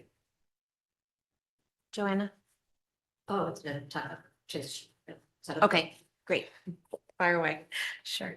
So you keep saying transition program and referring to this program you're trying to build for 12 plus, grades 12 plus. But what about the kids that are like 14 to 18 years old? Is there a self-determination curriculum that you use? Or, it's my understanding that starting at age 14, if you have an IEP, you're supposed to be able to plan these kinds of things. If they're getting trained, how are they getting trained in a systemic coaching model? So transition goals begin at 14, and those are transition goals that are generated in the IEP. And we did answer in the memo, I think somewhat, if you look in the memorandum about what we're looking for alternative. I mean, school yes, they were counselors. very very generalized. I was wondering if you could just give more color and context to what exactly that looks like. I think we're looking at different transition assessments, which would be inventories. And that's part of our self-study. If you look at one of our 3 self-study areas to see which there are different kind of assessments you can use. Inventories, we use inventories, but some of them are better than others. So we're studying which inventories they are. We're looking at transition goals and how we're writing our goals and how they align with our students' needs. And I think at the same time, which we need to do better at this, is really looking at how early do we start and when do we start looking at different activities. So in our specialized programs, we do start with different activities. We have mock activities, we have pre-voc activities, we have different opportunities. But I think looking at transition goals, when we ask our learners who are in transition goals, are we really writing effective goals and what should those look like? So that's one of our self-studies we're working on this year. But in the meantime, we're looking at assessments, we're looking at goal writing, and what should those transition goals like, not just explore a career, but what it would look like with more depth and breadth. I saw the Marist College presentation as part of the college application night. And she said a lot of really interesting things, but she did say students have to be able to advocate for themselves. They have to know how to go where the offices are to make sure that they get the correct services. So I was, going forward, if we could just learn about how those things are being implemented, from day one, that'd be great. And we could, and I think our transition goals, because they're college generated when we get to high school are far more specific. I think our focus has to also be on looking at Middlesex as well. Okay, great, thank you. And just to add to that too, I know a focus of our presentation tonight was on the comprehensive transition programming because that's part of the FY 26 proposal initiative. That same transition steering committee has focused their work on aspects related to students who receive supplemental services as well. So a huge focus of our professional learning and the PLC at the high school this year include conducting transition assessments. There are a number of transition assessments provided in the best practice guide from the State Department of Education. We have been culling through it, looking through those transition assessments and thinking about where they become appropriate in various portions of students' academic careers. We have done a professional learning session on drafting the post-school outcomes graduation statements, PSOGs, to help to kind of generate that work for students. And we really kind of are trying to do it from a thoughtful framework. So thinking about how do we make sure that our transition assessment practices align with best practices to give us the correct information, that then we can align the goal statements to those assessments, and then we can work with students and provide specialized instruction in those needs that are identified for those students. So we've really been taking kind of a comprehensive approach to it. And I know we didn't talk a lot about that tonight because the priority was thinking about the comprehensive program, but that is work that is ongoing and happening through PLCs and professional learning. Specific to this section of the presentation, I appreciated the model showing the potential cohort. Can you run us a financial model that compares against the cohort so we can see? I understand, Rich, that these are mostly operational costs, but I assume there's some scalability with the number of staff. So it would just be helpful to understand if, you know, you're going to have potentially some tuition offsets. Like, what does this look like for a longer? Pardon? In subsequent years? Yes. Go ahead, Robin. Can I ask, there's a similar question, and in the, and I think in the budget initiatives document, it says that there are 3 eligible students. Is that for the 25-26 year? Because you're showing 11 on this graph. There are 3 new students. The other ones are currently in programs. Okay, so for the transition in-house program, we would be just talking about new students, not existing that are already outplaced. Is that? 2 of the students are already in program. Sorry, 2 of the students are already attending programs. 1 would be new to the program. Okay. In so those 3, in the 3. So this relates to the 11 student number, correct? In the 25-26 graph. I'm just looking at the projections of the eligible number of students that would participate and trying to understand if you're saying that there are 3 eligible, that means another 8 would continue to be outplaced. Is that right? Yes. And then the 3 that are eligible, do they have a choice not to do our in-house program if we build it? Do they need to use it? Yes, no, I think what we had said, Robin, was we've met with families to possibly consider this program. Every family works with us to select the program that would best meet their children's needs. We have an interest of 3 families that would be interested in it. Okay, I'm just asking because if we're going to lease a facility Understood. for the future and incur staffing and hire people and kind of build it out. Right. You're saying that it's possible that there might be 3 people, but they might not use it.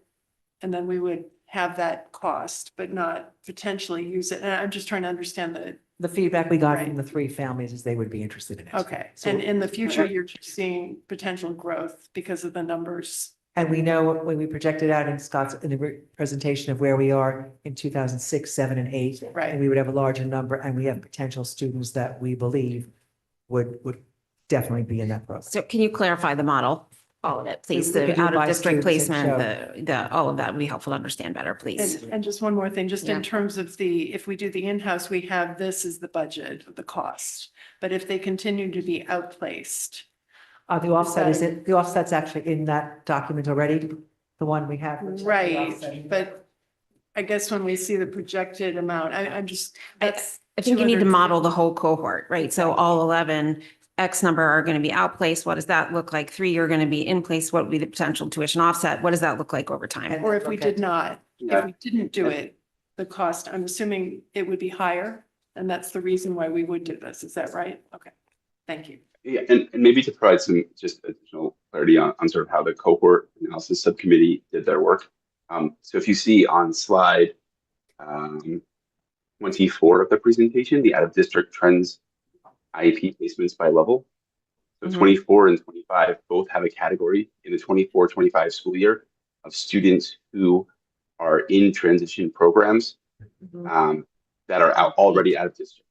And so the cohort model that was projected on slide 29 is current in district students who would be eligible. And so it's sort of operating from the assumption that some of those students who are already out in their programs may be unlikely to return.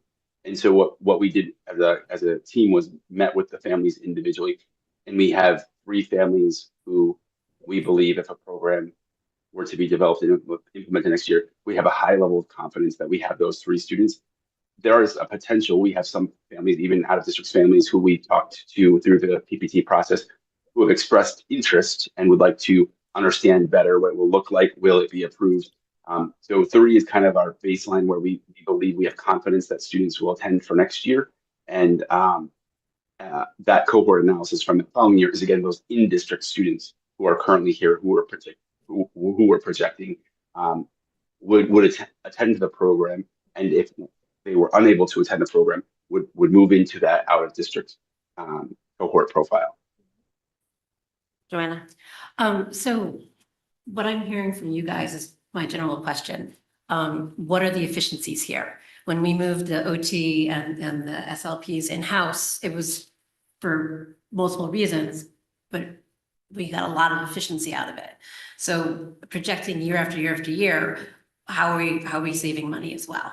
I understand the component, and we should be bringing students back to our community and with their families. But this is not technically an unmet need right now. So I'd like to see any efficiencies. So we'll take the cohort of Maybe if I students. could add to Joanna, I think it's a good question related to the financials of the programming.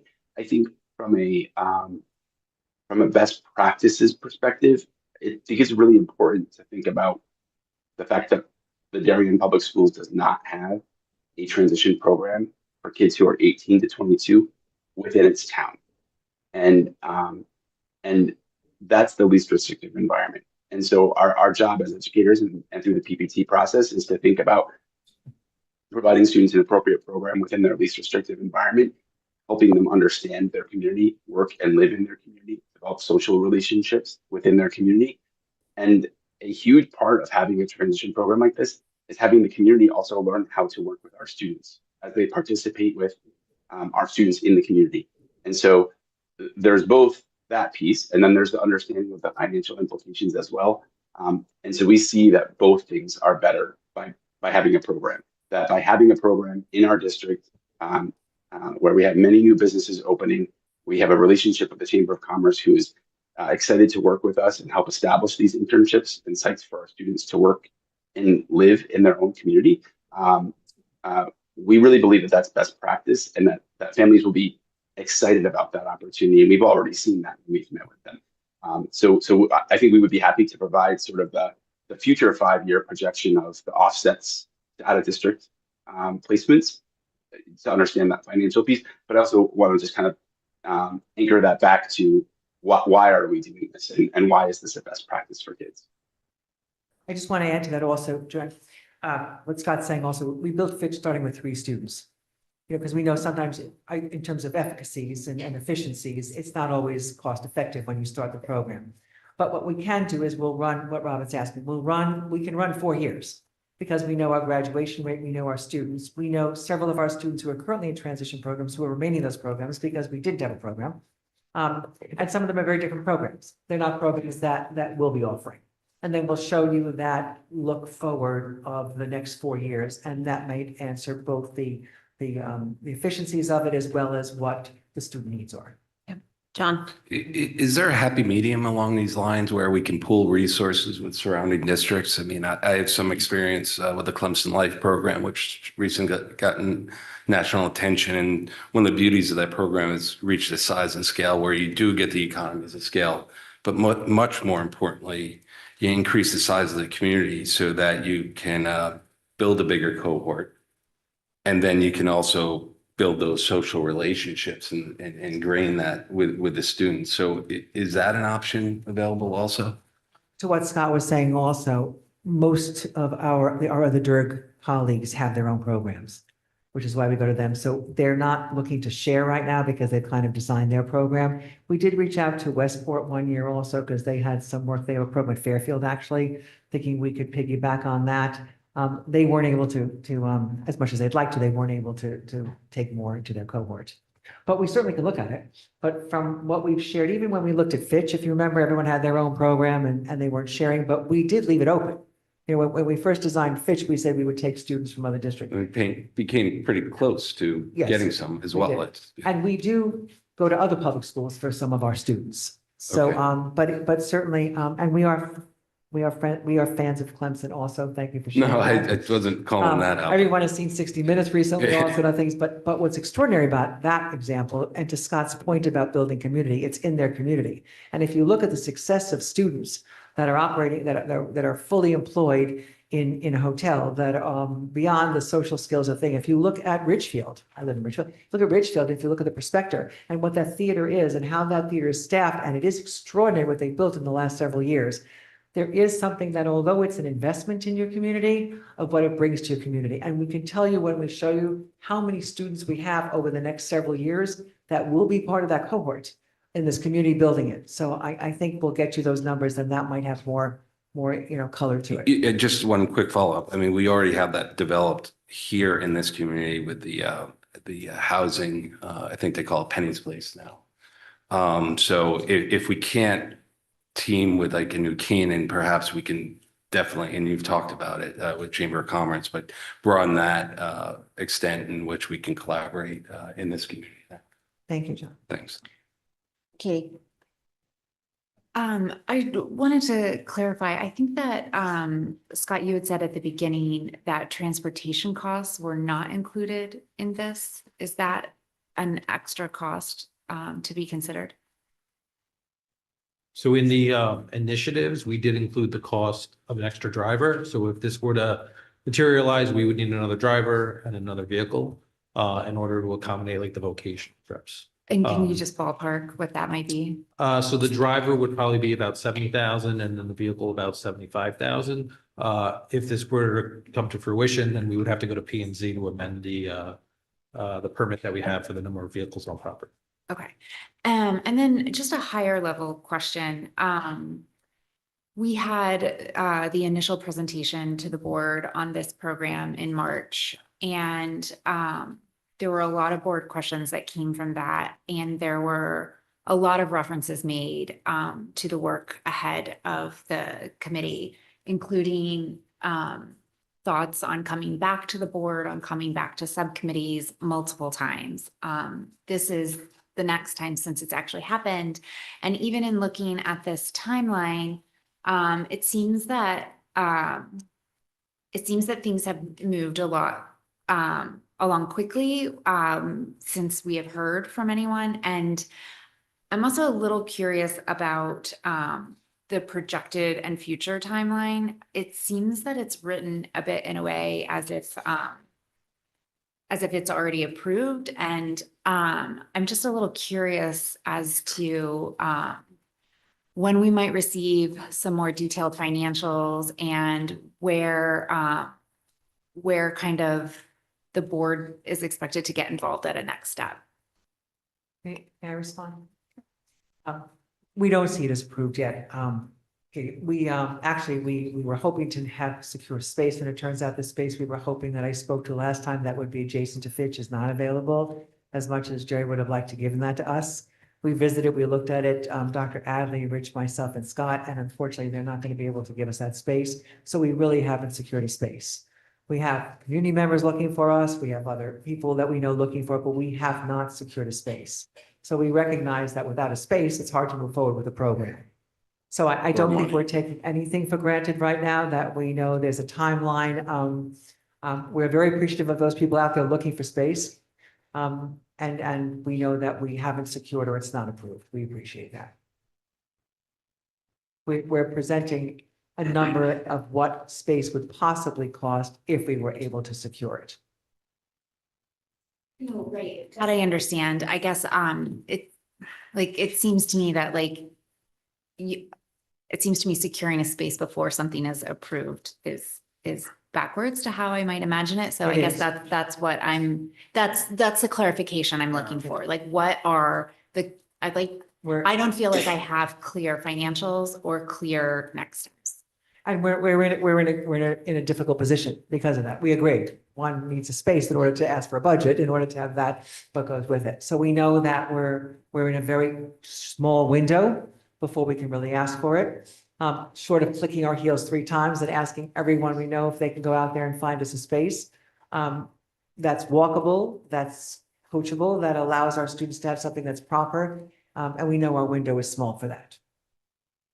This may end up having to continue into the year, and not as a mid-year adjustment, but just for a continuation of this particular topic. I will say this too, thanks to all our special education staff, but this also provide, I know it's nearly an unsaid thing sometimes, but this also provide a sort of example of the conundrum a wee bit. This is a wonderful program. It's also, forgive me, it's an expensive program. The special education funds are increasing, and the competitiveness, I know we don't like talking about it so much, but the competitiveness for regular education dollars and special education dollars are significant. This is going to be, I think special education at the moment is over 1.6 of an increase in the budget. It was over 2 last year. And so this is a program, as an example, that is expensive at this particular point. But it might be a best practice, but it gives you it provides that little conundrum sometimes. Well, sometimes it does. It's just rising competition for dollars. But that being said, that's just a wee perspective. And this is not being presented as like we're making a decision on this right now. Dennis? Yeah, just a quick point. So when we do the financials for future, can we also just, I don't want to just do it based on the number of students we think may join or possibly join, but what's our capacity of this, and what does that look like? And so what is our scale, to John's point of, if we have 3, is that the same as having 10? Is it the same cost of us? And that, so it's a sunk cost for 1 year, but sunk is the wrong word, but I think you understand my point. Yes. One of the critical components of this program is job or vocational training. What support are you planning for job training? And I ask that because one of the things I think transition programs typically struggle with is that the students go out on a job and it's actually more challenging for the employer and if the support is proper, that first off, getting the proper support, and second of all, making sure that support can help the student or person with a job. So long story long, how are we supporting kids to make sure that they are successful on different jobs that they might undertake?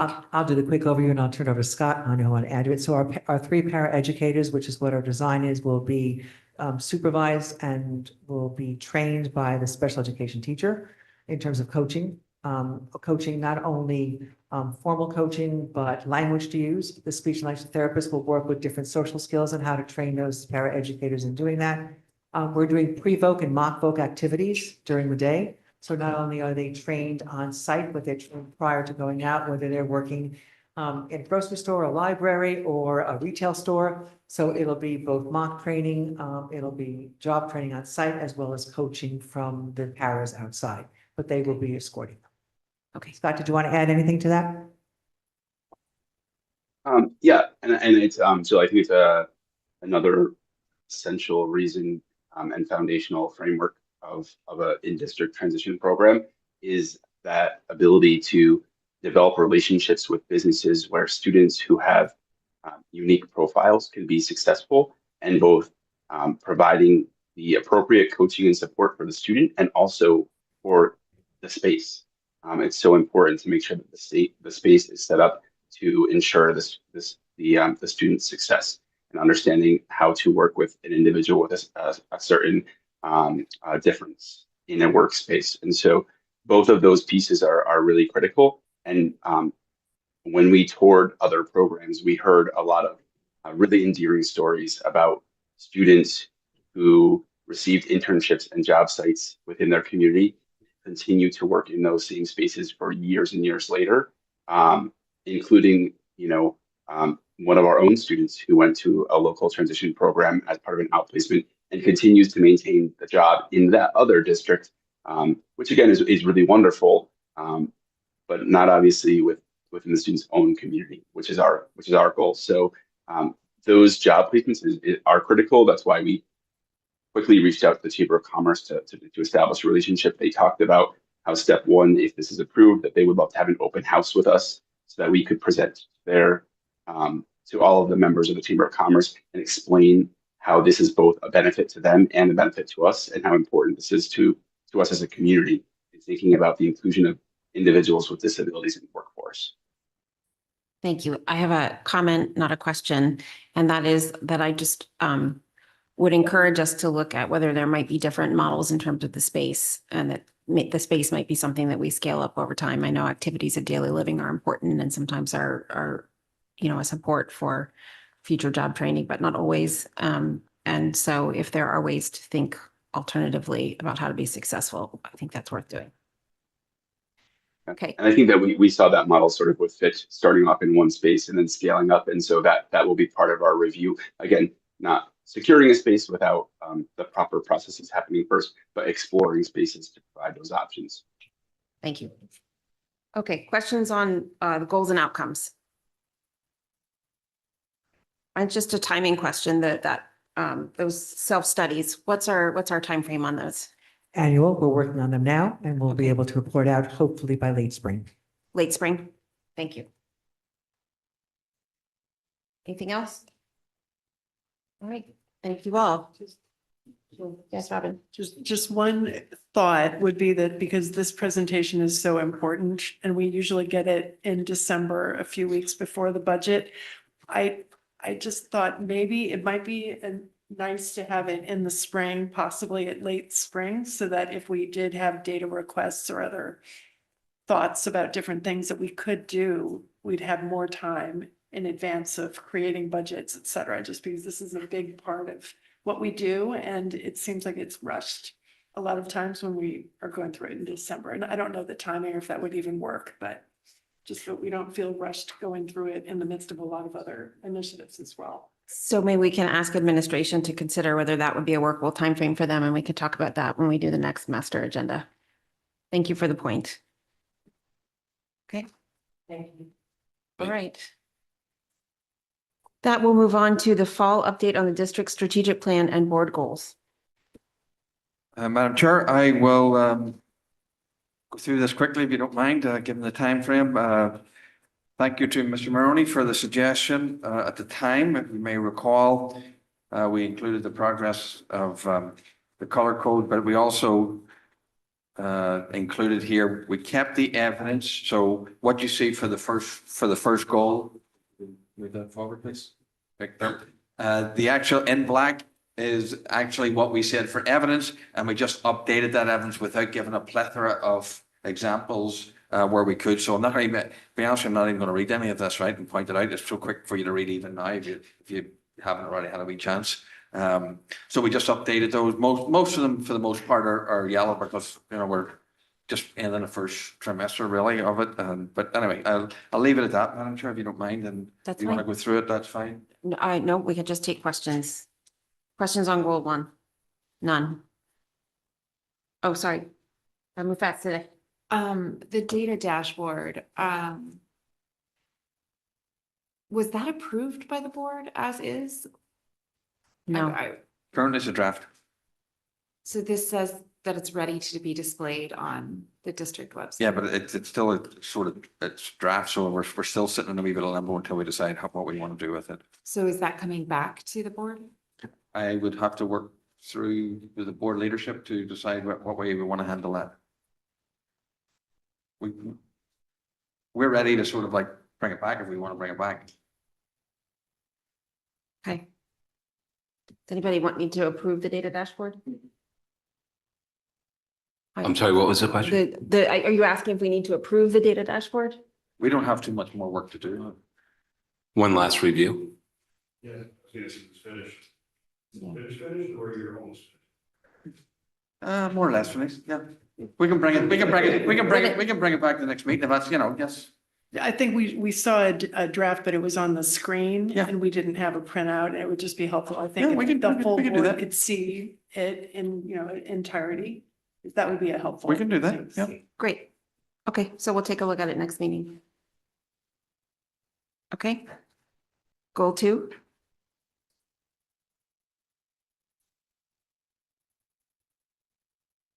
No questions?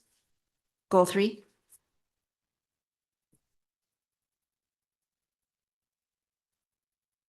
Goal 4. Goal 5.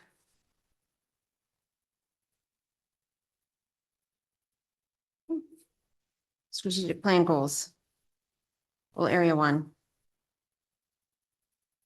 Dr. Fadigan, is there any questions you can take them or unless you want to point something out, if you want to just go through it, Madam Chair, the same way or? I think, given the hour, if there's any quick highlights, that's great, but otherwise, let's move pretty quickly.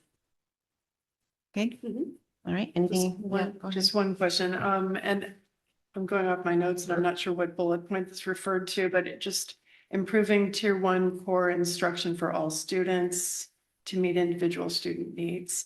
It seems that much of the evidence is focused on MTSS, IEP, SRBI. And the question I have is, I'd love to see evidence also geared toward the general ed students and how we are designing instruction to meet the needs for those students as well, because a lot of the evidence is very specific toward some of the IEP, MTSS, SRBI. Just a quick response to that. For example, the focus on K-3 literacy is going to be a very important conversation as we continue into the winter and spring, and that will obviously be our core literacy program. And it is important to note that MTSS, formerly known as SRBI, is a general education program. Okay, thank you. You're welcome. Anything else on goal 1? Thank you for this format. It's easy to read. Goal 2.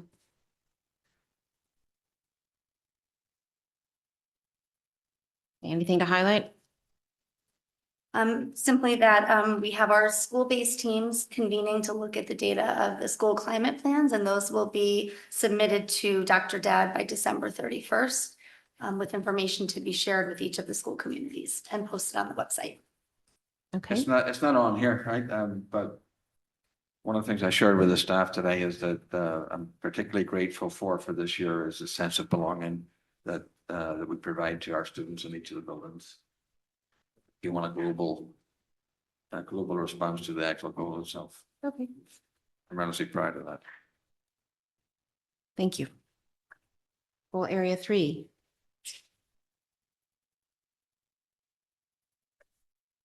Okay. Goal area 4.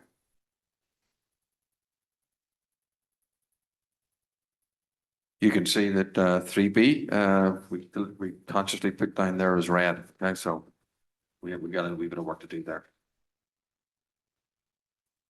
Okay.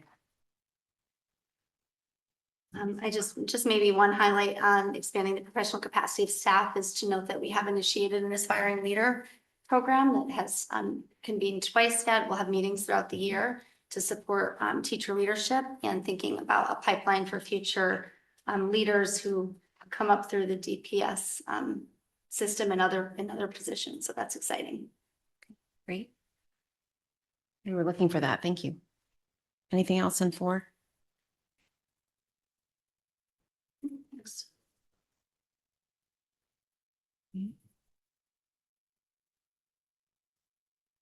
Will you be reporting back any preliminary data on that Aspiring Leaders Academy?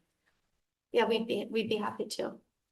We can perhaps do a presentation as well. That's something that you talked about with Dr. Adley. Okay. To provide an overview. Okay. Thanks. We have currently, I think, 28 participants from across the system. Different schools, grade levels, and departments represented. Thank you. You're welcome. Goal area 5. Any highlights? Well, area 5, I would say one of the highlights is that communication plan has been drafted and discussed at length at the board table. And just an update on the progress report for elementary progress reports. The committee is meeting. We've been a little delayed in that project. So fall and winter, we anticipate to complete revisions to share with the board in the spring. When we said board presentation plan for communications plans, we just have to decide which board meeting we would bring that to. Yes. Looks like we might have some room next meeting on the 10th. And with regard to the progress report committee, we have teacher representatives from each of the schools, and we've worked with DEA as part of the MOU for the selection of teachers.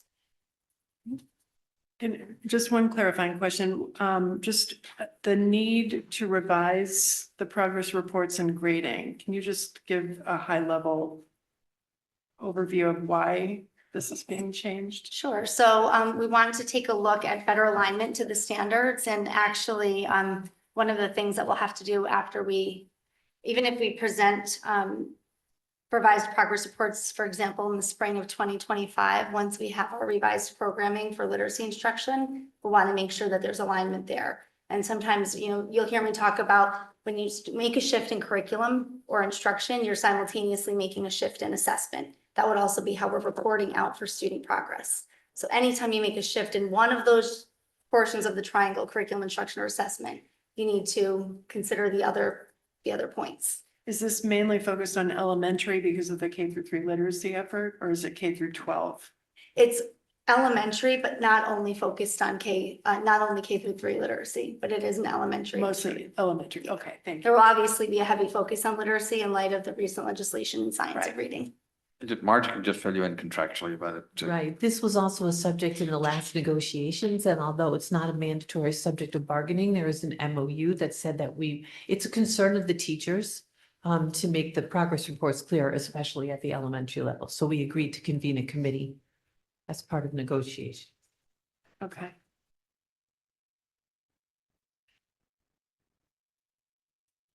Okay. Goal 6, highlights? Oh, it's exciting to see some of this come together. Good. Goal 6. Yeah, Dennis? Recommendation, is that the facilities committee recommendation or is that the administration's recommendation? Well, so far it's recommended, it's administrative at this point. Okay, thank you. Good clarification then. And then goal 7. Goal 7, we just want to thank the board for the support with the Wacom devices for digital art. We've seen our students really enjoy using those in the digital arts courses for visual and performing arts. And we'll be working on a scope and sequence for K-5 library media curriculum, as I mentioned last year. That's scheduled for this year. We've also established a district technology newsletter that's been distributed to staff to improve communications internally with our tech programming and resources. And we also just have, I think we discussed this in our last board meeting, as far as the recommendation in the FY26 budget for a new student information system. I think the plan was to have more of a study year in the year ahead and postpone that potentially for FY27. I would also defer to my colleague, Rich Rudolph, if there's anything to add about that. So the hope is to put some money in the budget for training. The responses on the staff survey for secretaries and administrators were a need for training, especially for those who come from other schools who have a different system and are not used to this system. And then resurvey staff to see if there's a desire to switch. And then if we switch, it would be a significant expense to switch and it would be about a 2-year process. Thank you all. Any questions before we close out that item? There was just one other one I just wanted to point out.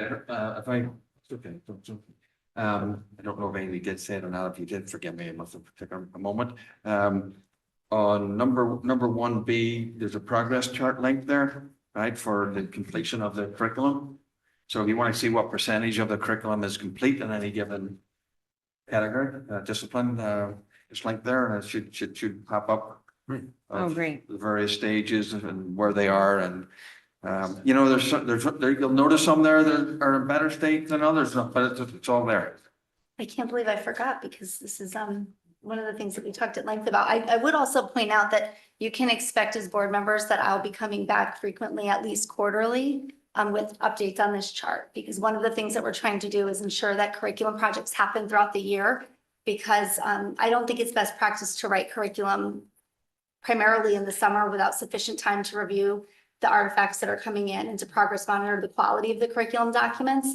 And just there are different timelines and paces for each of the departments. So every time this is updated, probably, like I said, at least quarterly, we'll be sharing with the board. And also I would expect when we hear from department chairs during their curriculum committee reports that you would also see whenever there's been an update or change. Thank you. You're welcome. Okay. Thank you all for the work. Next item, discussion on October 2024 financial report and possible action on proposed budget transfers. Rich.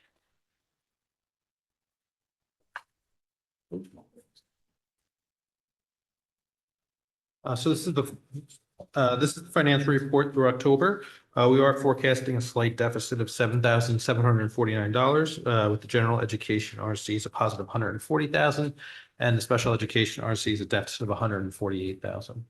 Overall salaries are forecasted at positive $218,000. Salary savings associated with some delayed hiring. The new salary schedule for the maintenance and custodial staff has yielded savings of just over 38,000. We've had some turnover and delayed starts in building subs, which has saved a little over 49,000. We have some step and level savings and some unfilled clubs and councils. And then we had some delayed hirings for the unfilled occupational therapists, which have now recently been filled. Next, operating costs are a deficit of 229,227, and those relate to special education contracted services, which we do have a transfer for that we're recommending. Fixed is a positive 2,861. We have a small reimbursement from KERMA for workers' compensation, and then some slight savings in payroll taxes due to vacancies. So overall this month, we have 3 transfers recommended. The first is for 135,100 into special education for consult services. And we are recommending taking the funds from some savings in building subs, some salary savings in a groundskeeper, an assistant principal, and an SSO, some small savings in equipment, some step and level savings for clubs and councils, that small credit from KERMA I mentioned, and the new salary schedule for a new carpenter. The second transfer is for 19,475. That is to move, I'm sorry, 39,475. That is to move money into contracted OT, which was used to backfill the vacant occupational therapists, which have now been filled. And last is contracted speech for 54,127. Again, we have that one SLP that remains vacant, as Shirley mentioned earlier. And so this is to take the salary savings associated with that vacant SLP and move it to contracted speech, which is covering that vacancy. Okay. Any questions about the transfers or the contents of the report? During the finance meeting, we came to a consensus to recommend the transfers to the full board. Okay. All right. May I have a motion to approve the October budget transfers? That's Joanna, seconded by Robin. All those in favor? That's unanimous. Thank you. Update on fiscal year 24 budget initiatives. So the worksheet, I'll just talk quickly to the worksheet because you're probably going to get into this more in the next discussion a little bit, but Amy, well, like the K-3 literacy that we've from K-10 a little bit to 18 for the K-3 resources and that for 4 and 5. The work of that committee is going to be suggested that we extend the work of the committee, but I don't think this is for this particular meeting, but you see the modified amount, the budget would be recommended is that $10,000 is a new cost for software licenses. So that has been modified since the last meeting. That's for EduPlanet. And if there's anything urgent you want to tell me, just let me know. Play-based learning, instead of the 50,000, that's for new monies. There's monies in play-based learning already in the budget. And this is actually new monies. Play-based learning could go ahead without the 39 if that was a decision we were made. Am I correct in that? I just want to make sure. That is correct. So 39,000 is really for materials and resources. Regardless, we'll be moving forward with play-based learning as it's statutorily expected and also what we believe in for our young people. So there are some funds that have been requested in the RC19 budget for curriculum writing. And we've actually started some of that curriculum writing work with the FY25 funds. In January, we'll have a curriculum writing team meeting as indicated in the strategic plan. And then just one other comment about the literacy plans for K-3 literacy. We're looking forward to convening the curriculum committee meeting on December 4th, where we'll provide a lot more information about the work to date and the experiences of our staff and our next steps. The PLC we'll be talking about this evening. There's $120,000 cost for that associated with that. That's about $56,000 of loss of revenue from breakfasts and a $64,000 cost for transportation. And we'll talk a little bit more about that this evening. The facility study, you know, as it stands at that 200,000, if we want to move forward with that, there's no other action at this point.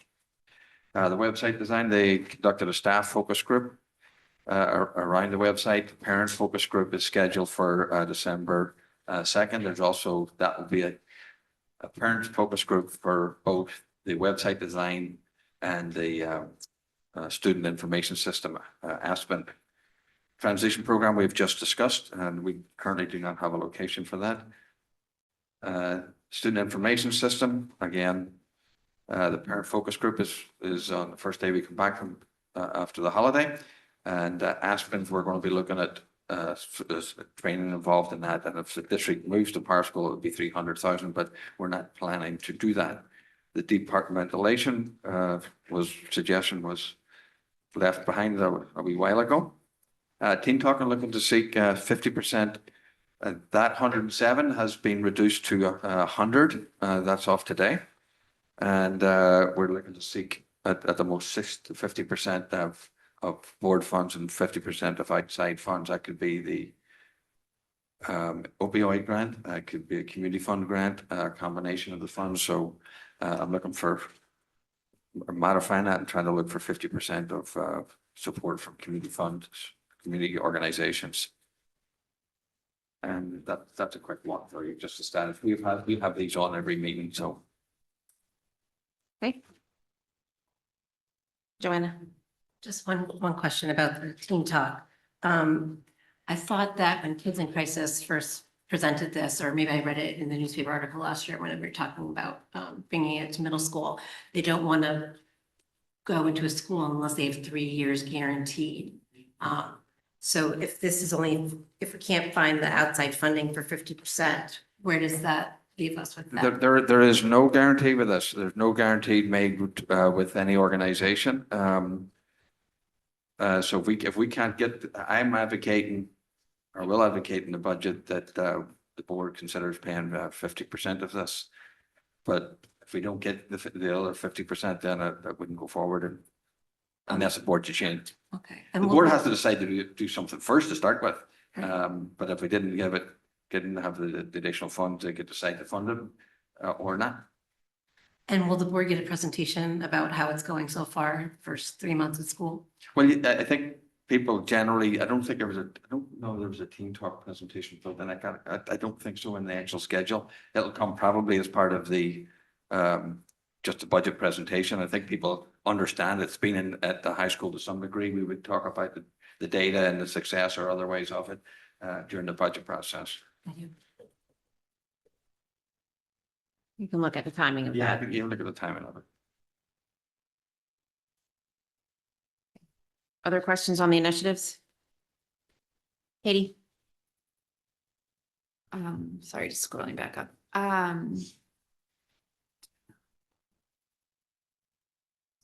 sorry, I lost my spot. You're okay. Um, oh, Amy, could you just give us like a really quick overview of what the materials and resources would be for the play-based learning and what kind of the impact would be if we were to run the program without them? Sure. So one of the interesting things about play-based learning is actually the students are a part of making what are called props. So they're a part of making a lot of what they'll use during the play-based learning time. But we do believe that there should be parity across the classrooms, ELP and K, for things like kitchen sets and blocks, Legos. All of those things are what they should have. Sensory tables. Many times teachers will use sensory tables more likely if they have like a dry sand table and then a separate wet table. So those are just some of the items, and we would be requesting those for ELP in that 39,000 and kindergarten. We combined ELP into this instead of in RC 24. Then the materials and things that you're talking about are really, they're not like disposables, like No, they're workbooks where it durables. would be year after year. Yeah, they're durables. Okay, thank you. You're welcome.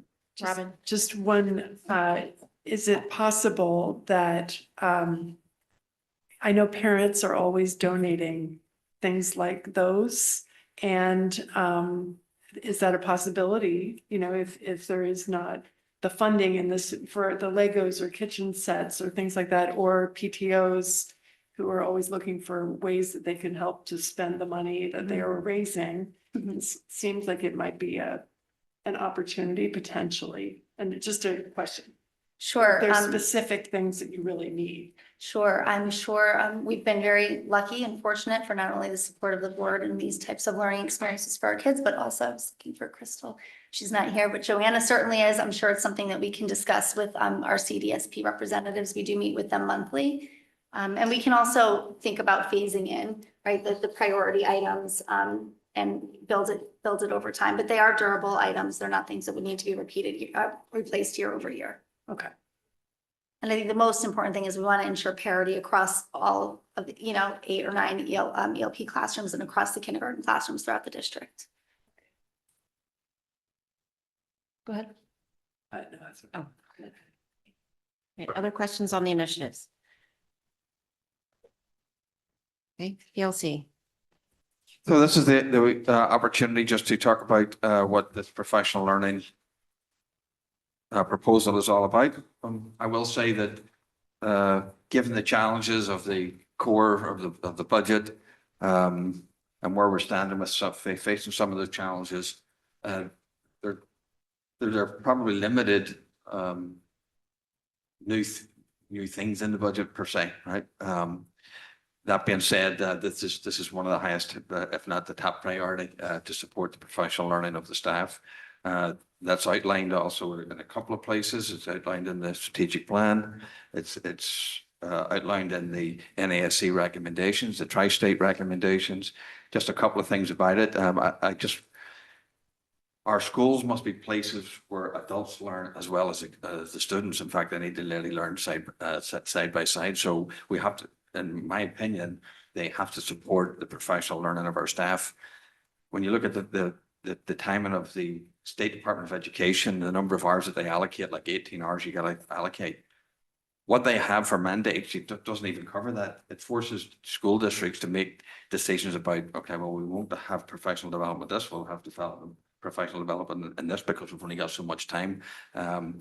So the time for staff and staff are looking for time. Just a couple of things that go along with this.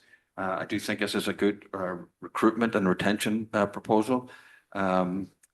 It also supports a little bit, it touches on late start time a little bit, okay, because it advocates for additional time at the high school for our kids. And so I think that there's an opportunity there to look to sort of build that in. If you look at a lot of the OECD economic countries that are part of that organization, the more professional development that you have, you sort of see that the higher the level of student performance. So it's an investment you're making. For 64K for buses, I know it's 56 for loss of revenue, but in all due respect, I'm not considering 56 loss of revenue for breakfast as part of this, although I'm putting it in as a loss.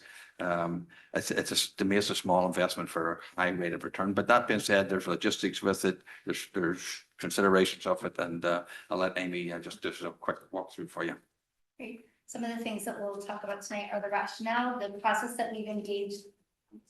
Microphone wasn't on. Our PDEC committee and thinking about expanding professional learning time. Some of the research that Dr. Adley already mentioned, how we would plan to use the increase of PL time, some information about DIRT comparison. When you think about instructional time loss, it's a natural question. I've had experience in my previous district where we did expand professional learning time, and there was obvious discussion around instructional time and what is the impact of that? What is the cost benefit ratio there?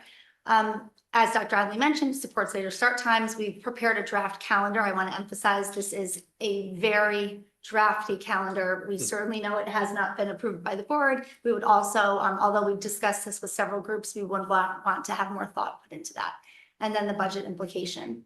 Just again, one of the things that I like to think about with the core values, mission, and vision of the district is, as Dr. Adley said, we're learning organizations. So when we think about the values that we hope to impart for our students, we need to model these things and have our staff experience these things through all levels, administrators, teachers, everybody involved.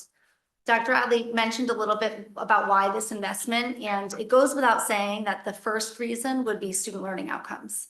We really want to ensure that our staff we want to be leaders in the area of professional learning. We don't want to be last. So we wouldn't be first to the table to have a discussion around increasing professional learning time. So the PDEC process, we did develop a district survey because we wanted to seek feedback from our teaching staff preschool through grade 12 on the current use of professional learning time, how staff is experiencing that, and address any areas of need for additional time.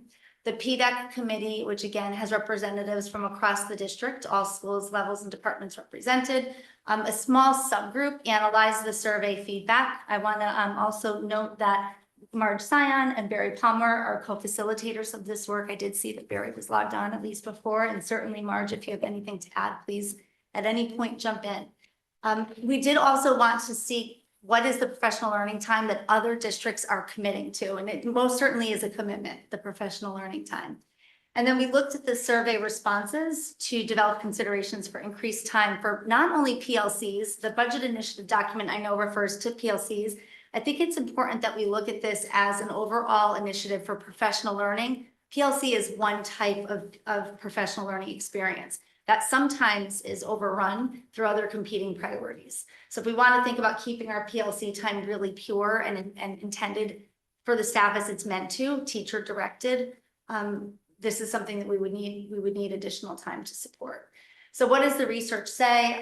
There, I think, are 4 slides here. I could have given many other references for research. I tried to pull from some of the big, but we're talking about professional learning really needs to be ongoing, collaborative, certainly aligned to educator needs, but also aligned to what we're desiring to accomplish with student learning outcomes.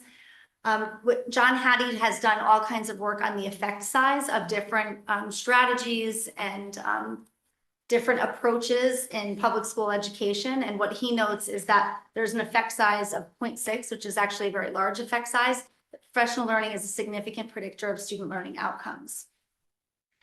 We've also seen that the students who are assigned to strong teachers that they've improved long-term life outcomes. So this is again something that you cannot necessarily readily measure in a student's preschool through grade 12 experience, but there is extensive and current research that talks about lifelong outcomes for our learners. Some additional data here. The other piece is that when you increase professional learning time and the quality of it, you have a collaborative school culture, a collaborative district culture. And so one of the things I would note is the school climate survey did have some questions around not only curriculum and instruction, but also professional learning. And so we're thinking about what is it that our staff is really looking for, and thinking about, again, how do we make sure that we are a learning organization, right? This is about learning and growth for all, not just our students, but staff as well.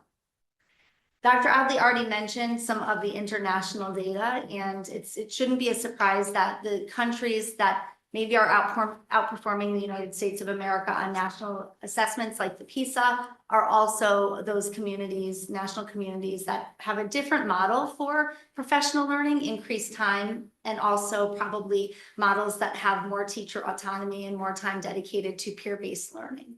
That is something, incidentally, that we have heard from our PDEC committee and that came through on the survey, that our staff is really looking for time together to collaborate for their planning and analysis of student work and for thinking about instructional strategy. This is just some other international data. Japan, they do things like where they engage in lesson study, where teachers actually work on collaborating, developing lessons together, and then watching the lessons be implemented in classrooms and have a very tight reflection protocol to support continuous improvement.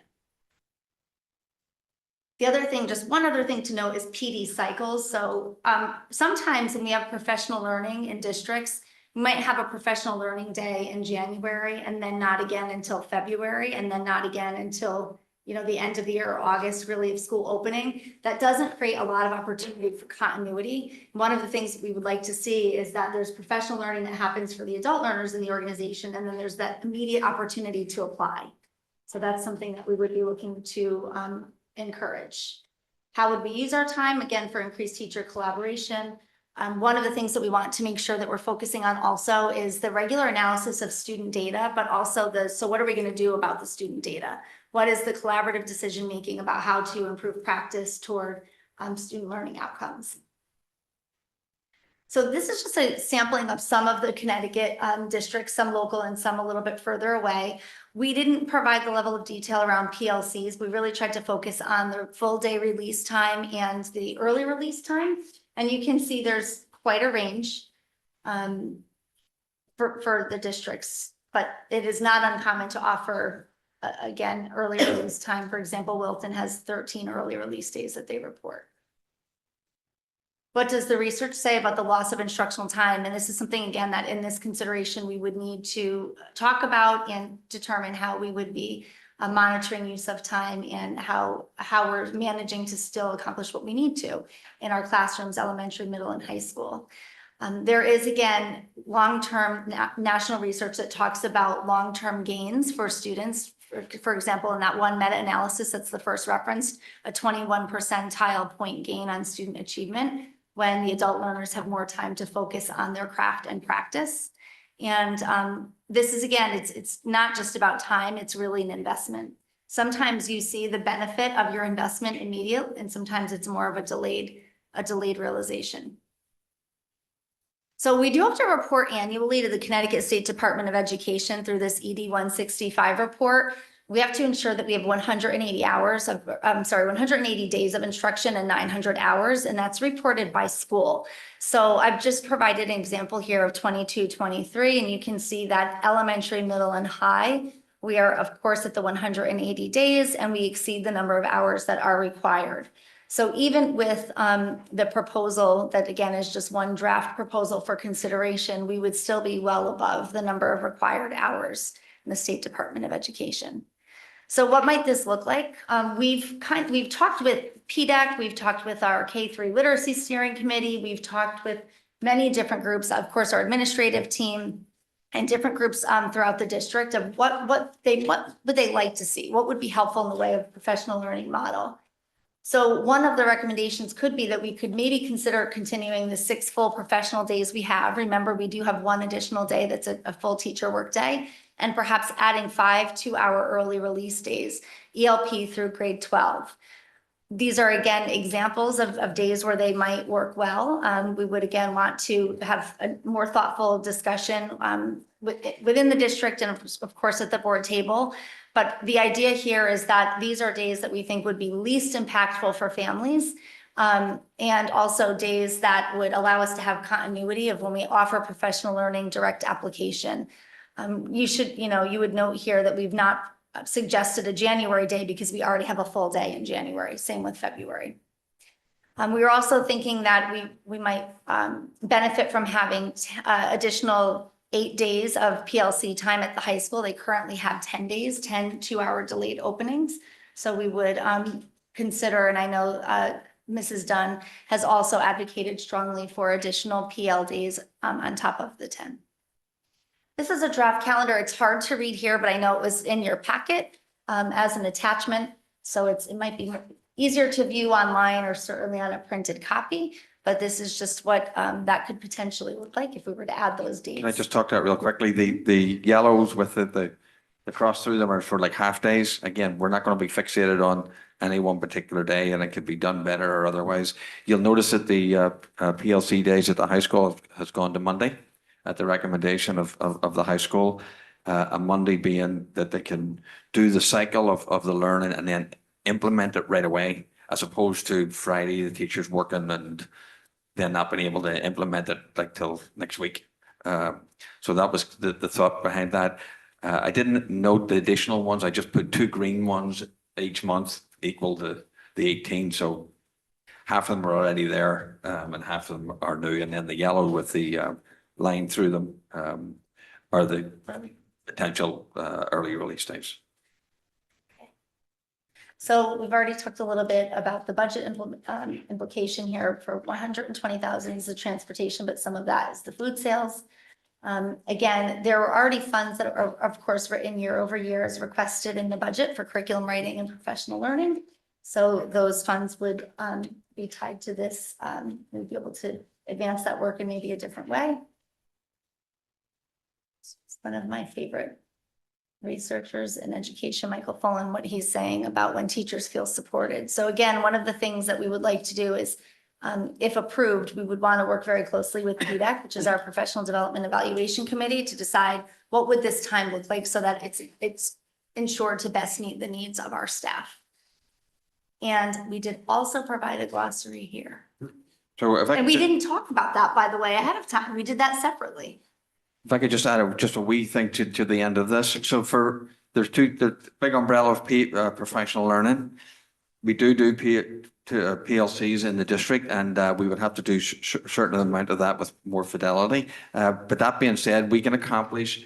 This is also taken into consideration the 3 hours in the contract. So we are using the 3 hours that are in the teacher's contract.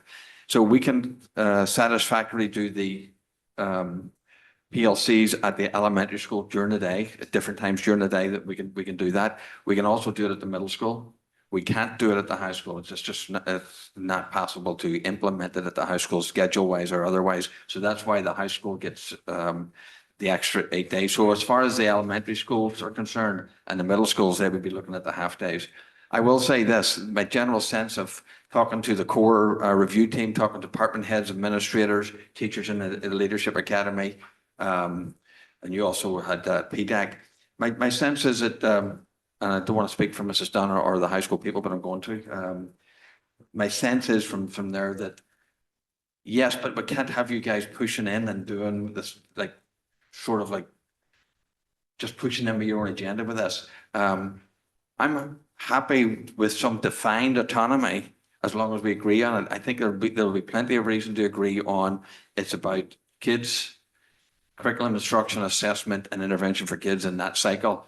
One of the things, by the way, in the PLC, I would share with you that if you look at the literature in PLCs over the last 20 years, they've done a very poor job of saying what a PLC should be in a high-performance school or a high-performance school district.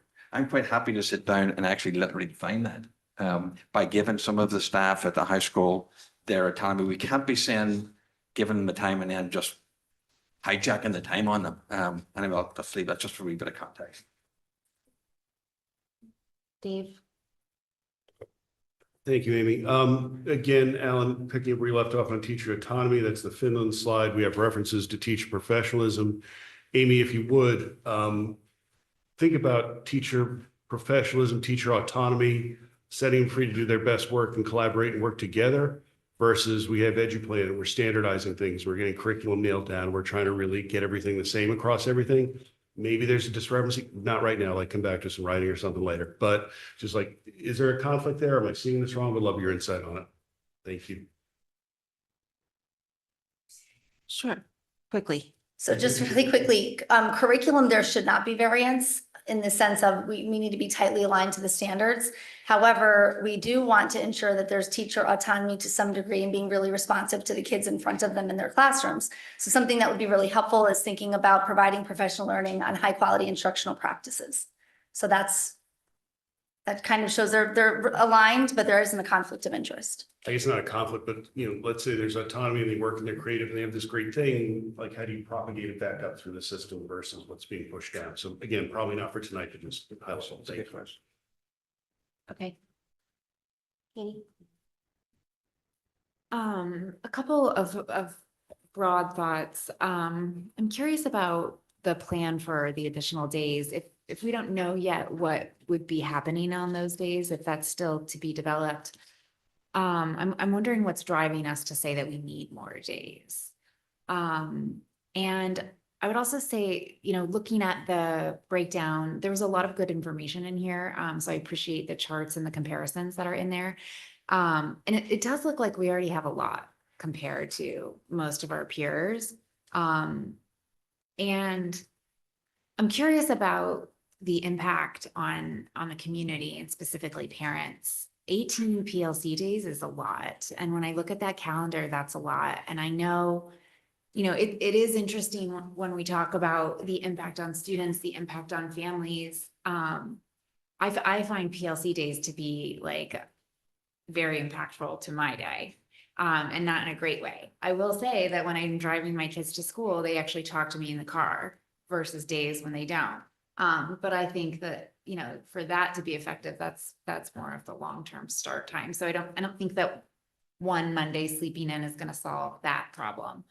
Yeah, and then the loss of instructional time is significant to me. I appreciate that you put the number of hours in there, Amy, and that we're above that, but 8 additional days, at 120 minutes a day, we're looking at close to 1,000 minutes of instructional time. And I know that when I think about, what I want for my kids and when they're going to DHS, like, you want them to have study skills, you want them to retain their curiosity and their inquiry, but you want them to learn from their teachers. So that's a hard trade-off for me.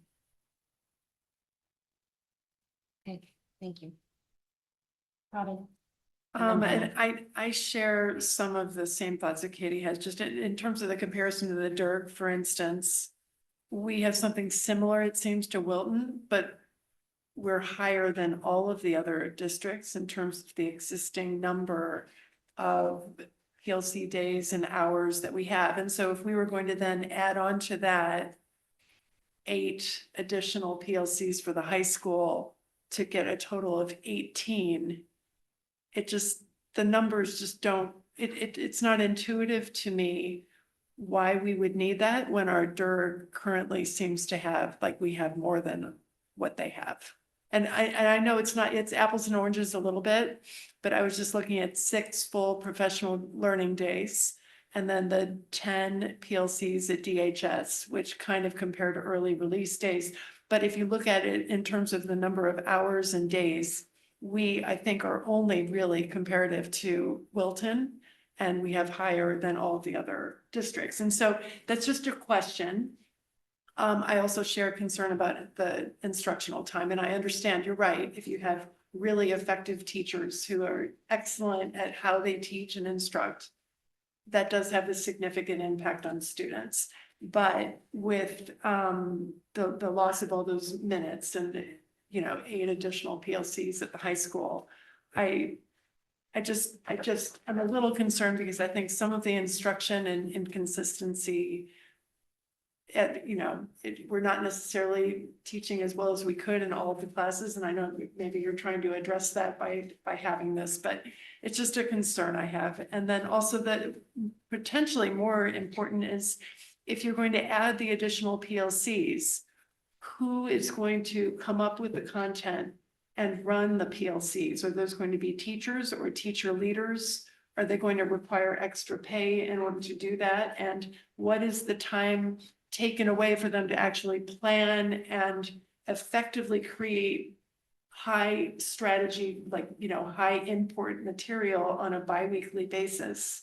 Because my fear is that having that additional work in order to really make it meaningful will take away time from time that they would have otherwise be spending potentially grading student projects, getting things back timely to students to give them instruction on papers and projects and feedback. Because you're going to take certain time out of their day just to prepare these things for the teachers. So there are different elements, and that's more of an operational one, but just something I want to get your thoughts. So, I think there are, obviously, there's a discrepancy of slightly, every district approaches it differently. Wilton, for example, I think you had mentioned Wilton, they have 6 professional learning days like we do, but they have 13 early release days. So that's a little bit different. Right, but I was saying we have 10 PLCs, they have 13. The number of hours are similar, one's at the start of the day, one's at the end of the day, and I think it's because they have a late start, and so they're probably doing early release because they already implemented late start like 20 years ago at the high school. But I think just in terms of hours, that's the closest that I could get to versus the other districts. And just really quickly about the PLCs and who's running them. PLCs are currently run at the high school by the teachers. PLCs are intended to be teacher run and teacher driven. So one of the things that we know is that teachers would be using that time together again to look at student work samples. So the PLC is not intended to create extra work. It's supposed to be working on work. Okay. If I may just because those are all real good concerns, right? I'm not going to address them all, but if I could just address one of Katie's. We know exactly what the teachers would be doing for PLC at the elementary school and the middle school completely. We know what exactly. In fact, many of the teachers are doing them, although to some degree they're not because they don't have the time because the meetings get used for other things for the district and things that they have to do. So, but we do know exactly that model and when we present that model. All I'm saying at the high school is I'm just appreciating a wee bit of a different nuance. And around the tenets of the PLC, I'd be willing to engage in a discourse where they are invested in certain parameters, but with flexibility. I might be willing to sit down and have that discussion because some defined autonomy around there I think is important. But I want to make it clear, like around PLCs, we know exactly what that model would be. So 2 additional comments. The strategic plan calls for us to define the protocols for PLCs more consistently across the district, and that's very important work. Something that we're working on this year and will involve the PDEC committee. They'll be very closely connected to that. The 5 requested days at the elementary level, for example, would be used to support primarily literacy instruction. And thinking about the science of reading, one of the things that was resounding during the November 5th PL when I participated with the elementary teachers is they need more time across the district within their grade levels. So for example, how can we have dedicated time for grade 1 teachers to meet together? So that would be more easily facilitated during that with that kind of model. Just one clarifying question. On the one where you show the potential model, what this would look like. I'm a little confused about what exactly we would be talking about doing because this potential model does not talk about 8 additional high school PLC days. And so I'm just trying to understand what we're actually saying would be part of that $120,000 cost. Or if we haven't decided. Yeah, that should be in there. It should be Robin, there, sorry, I but it was meant to apologize. say- That should be in there, It Robin. was meant to say current 10 plus 8. So what's in the budget initiative, 120,000 for 5 early release days, K-12 plus 8 additional PLC days at Yes. DHS? Okay, but this isn't updated to reflect, is that the Okay. issue? Yes. It's just a Right. typo, So it's yeah. Brenna, then Dave, then Joanna. Thank you. I am in strong favor of increasing the amount of PLC days that we have at our school because for our school community, they're much less of a loss than they are a pocket. And I think that that's really how we view them. I don't know if Ryan wants to jump in on this at all, but I mean, that's time to go take a test, attend a Theater 308 homecoming celebration, attend a club council meeting that our club leaders come together and work collaboratively, similarly to the way that the teachers come together. And so for students, these pockets are not only spaces to breathe, sleep in if they need to, but I mean, everybody's up. Everybody's up in many senses. we're busy with work. And so these pockets, again, I don't really like the idea of referring to them as losses. They might be less minutes in the classroom, but they're not less minutes on campus, becoming active in many other ways that are so valuable as we advocate for as a board and the community. Thank you. Dave? That slide we were sitting on for a little bit of the different days and the different release date, like, I don't know what those means hour-wise by district. Could we get a breakdown and gross it up by district? Yes. Thanks. Can you repeat that, please? He wants to see the hours. Can you- That slide. It's hard to translate that slide. Yeah, I know without what a arrows. release day is, 2 hours here and 3 hours in Wilton. Okay, And the yeah, so number of like that hours. breakdown and then gross, so I can just see. you know, Yes. we Yeah, have we'll- 100, they we'll- have 10. We'll refine some of it because sometimes we look at the calendar, we ask the assistant superintendent, and that person tells you one thing, and the superintendent tells you another thing. Literally, so we have to go down and make sure we fine tune. Yep. Just Joanna's Sorry. next. Yep.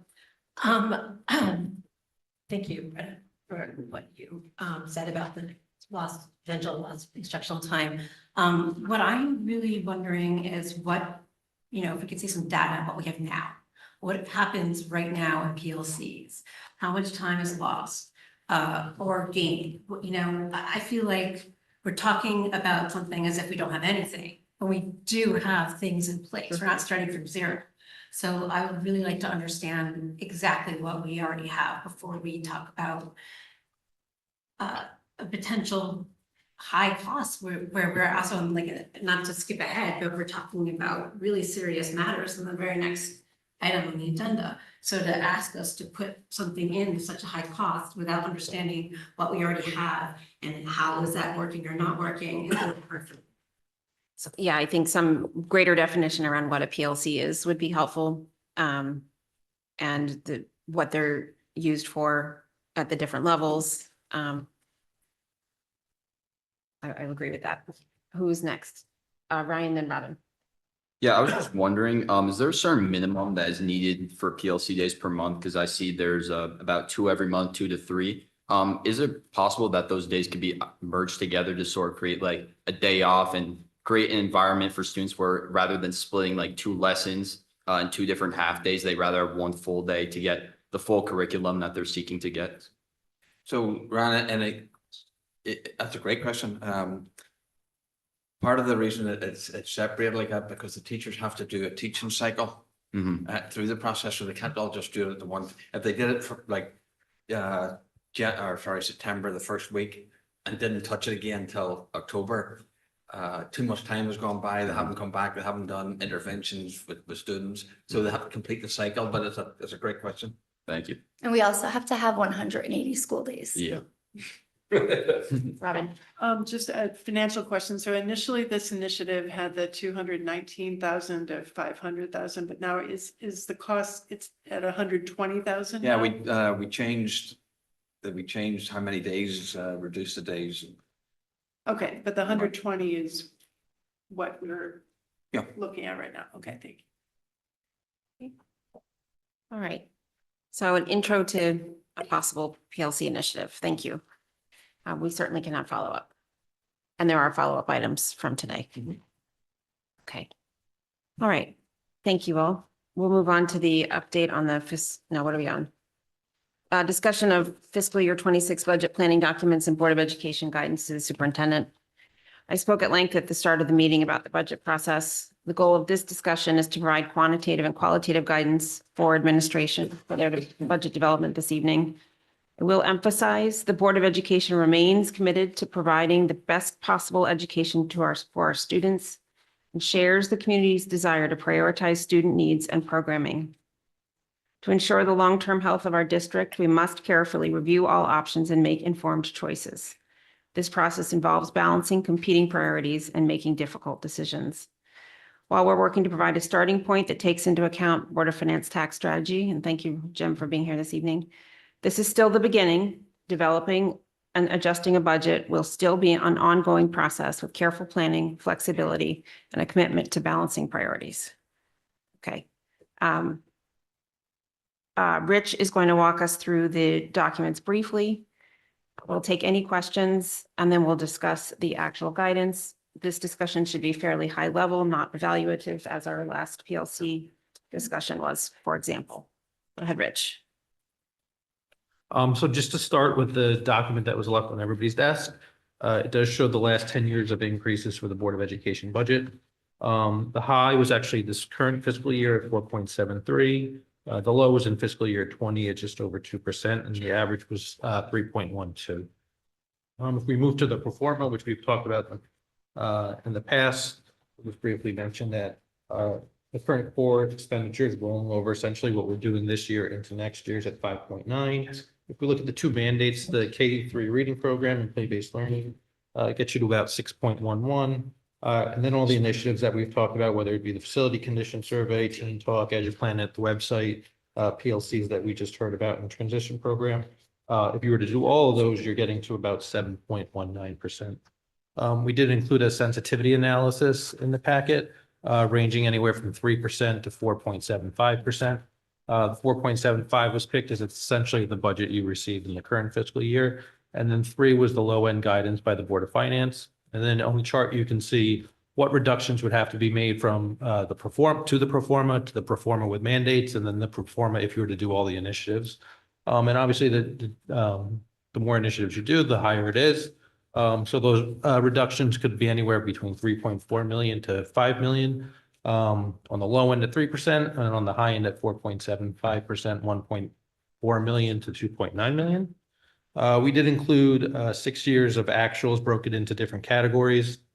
And not to go over all the categories, but just to highlight some, the teachers, and that's inclusive of classroom teachers, special education teachers, speech therapists, et cetera, have gone up about 2.5% over that time frame. There was a question earlier about how many speech therapists we've added. So it's since 2020, we've added 4 speech therapists. If we look at the administrators, that category has gone up 5.4%. That jump is largely the conversion of the CES facilitators to the CES assistant principals. The two big initiatives or two big driving expenses over the course of that time have been the mental health initiatives, which is inclusive of the psychologist, director of mental health, Teen Talk, social workers in the wellness center, has gone up about 6.25%, and then security just over 16% in that same time. Special education has gone up 4.64%. There was a question about paras earlier. We have added 24 paras since 2020, and you can see in that category, it is one of the larger growth areas, though within the last couple of years, out of district tuition has primarily been the large driver in special education. Number of other items that we categorize have been relatively low: nursing support, secretarial support, and then instructional or supervisory para support. Technology has been relatively flat. Athletics in that same time period has grown about just under 6%. That is largely due to transportation costs. It is also a little bit skewed because we did have COVID. We did have COVID in the years of fiscal 20 and 21, so you did not spend transportation like you normally would. We did add, though, 10 coaches in that time period as well. Clubs and councils does show a large increase. However, that is largely due not to the new clubs, but more step and level changes. The one club that was added in that time period was robotics. Home to school transportation has increased largely due to the contract by Federal Student. And then there was a bus added a few years ago for the Fitch Avenue area. One of the other primary drivers of budget increases over time has been benefits, largely health insurance.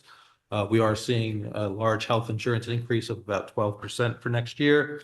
That is in line with a lot of other districts. I know Ridgefield's initial quote is 14%. So we're seeing similar increases as our neighboring districts. In total, the average increase over the last 5 years from spend to budget has been about 3.4%. Point of information? Pardon? Point of information? Yes. So I've seen a 3.5 starting point and a 3.0 starting point in the sensitivity analysis. It's a 3.0 we're working off of, correct? So we did update it to go from 3.0 all the way to 4.75. Okay, that's the correct one. Yes. Thank you, Rich. Okay. Any other questions on the documents so far? Alan, do you want to touch on the efficiencies document? Tiers. So the document that you should be looking at is has the tiers on it.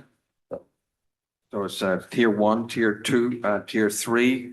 What does this actually show? Well, it just sort of shows like a range in some cases, a range, a financial range of what a possible saving may be. This is not a budget presentation, but if you're asking me like, okay, so where are you going to be looking for? The board asks, where would you potentially look for? So tier one would be the new initiatives, right? So those are, can you just put that up, Cass, please? The tiers, if you wouldn't mind, right there. Okay. So these are the topics that we've been discussing now for some months, and so you can see the total of that, and whether some survive, whether some are in there, that remains to be determined. I would say that the professional learning one is the top priority, but again, those you've seen those. I know some of those have been modified tonight, and we're in the initiative document that we discussed a little bit earlier with a modified number. For instance, play base was 30, 39, and 50. Non-facing. Now, what's non-facing to you? It might not be non-facing to me, but might be non-facing to somebody else. So I just need a wee bit of wriggle room here, okay? If you're considering a secretary, I'm just giving an example. I shouldn't even pull that example out, but anyway, if you're considering that facing or non-facing, I'm considering really in the classroom per se as student facing. That's kind of what I'm trying to get at. But there's some nuances to this. I would look at pushing out the replacement cycles for athletics, uniforms, technology cycles, and anything else that had a replacement cycle. Administrative and supervisory staff. Again, administrative staff, you could say is student facing, but I guess I'm counting in the classroom as student facing. So that administrative is administrators, right? And supervisory staff. We have a number of supervisory positions, director positions. So that is that particular bracket. Student facing, this is going back to class size. Now, if there is no intent to look at class size, okay, you may say, why are you bringing this up again? This is a policy thing, right? I just want to be clear, right? It's an opportunity, and it's an efficiency. I would certainly consider 25 to class. It's not going to change the middle school. If it changed some of the elementary schools, it probably, I think it's like 3 FTEs we would save. But if you're changing it, I just want the board to understand, like, this is on my mind. If you don't want to do it, I know this whole discussion about policy, but this wouldn't be a big deal to change policy on this, okay, if you had to. We've had this discussion before. It's not going to come up in the budget unless you sort of, if everybody around the table says we've had enough of this from last year, then okay, then I'm not going to do it, right? I'm not even going to look at it. What's the point? But I would ask you to at least keep the door open, given what we have to actually do here. Minimally enrolled clubs, programs, clubs, and sports. I'm not going to answer what those are, right? At this particular point, that would just be completely inappropriate. But if you think, what are the clubs, sports, and programs that the kids are doing that have low numbers of students in them? I'm not saying that they're not important, but everything's important. So I have to look somewhere. And then staffing, eventually staffing.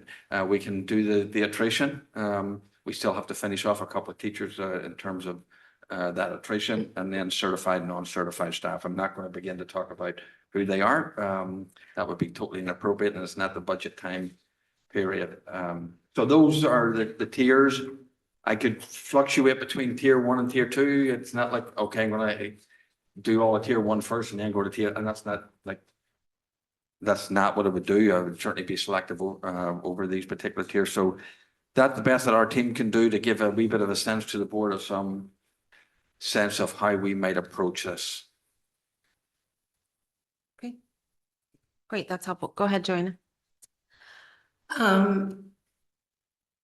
I am not at all in favor of changing any of the classroom ratios. And I've sat in this room for 5 years. People have been on this board for years and years and years. Changing policy to, back into a budget number is not what the board has ever said they wanted to do. And I feel like, you're asking us to teach the teachers more, but you're telling us, here's a way to take some away to save some money. So I feel that's very contradictory as well. So to be clear, if the board gives me a guideline of 8% or something, then I can do I can do whatever I have to do, right? I mean. at You're some not getting point- 8%. I understand that. But I've challenges here. I actually, like, I've always said to you, that going from 24 to 25, in my opinion, doesn't change anything, right? I think that's an adult problem, not a kid problem. But that being said, I understand your point of view, but something, you're not gonna, look, there's something that you're not gonna like here, right? I mean, it's gonna impact our kids. If we have to get down to where we gotta get down to, everybody around the table is gonna have an opinion about it. It's not gonna be pretty. Well, what are the other things you've looked at that are not taking This is what I've teachers or looked- raising, so this is it? This is Well, everything you've- those are the broad, I mean, those are the broad categories, right? Those are the broad categories. It's not what I don't want the board to say, okay, that was never in there and that showed up in the budget. Like, I mean, there needs to be a wee bit of flexibility and understanding in this process, because this is a different type of process we're using. Sorry, just one more thing. I just want to understand why you go directly to in classroom things. I didn't. I haven't gone directly to that. I'm just. Theoretically, I mean, putting this policy in here, but you didn't talk about 20 other things that have been said over the past 3 years, the things that we looked at. So I'm just wondering why we've gone directly to teacher ratios. I haven't gone directly to teacher ratio. Actually, for the record, if a board member has a better idea than we have, I'm happy to listen to it. Honestly, I haven't gone to that. It's just, I just want to test the waters. Is this something that you want to look at or not look at? Because if you don't, there's no point, my team wasting their time on actually looking at it, and considering it. If it's not that, it's going to be something else that somebody's not going to like, right? Dennis.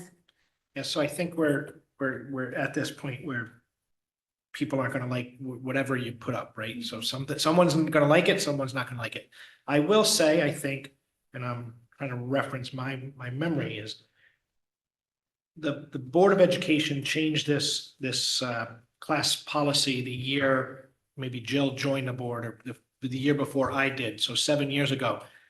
And honestly, I don't see our test scores have changed positively or negatively by changing that. So going back to what we had in 2016, I don't think it's a terrible idea if we can save a lot of money to do so. So I would be in favor of looking at this. Katie? Thank you. I have a lot of thoughts on this, but first I just want to respond to Dennis's point. And I do think that metrics can be helpful into, helping us determine what our best course of action. I also agree with Joanna. I don't like the idea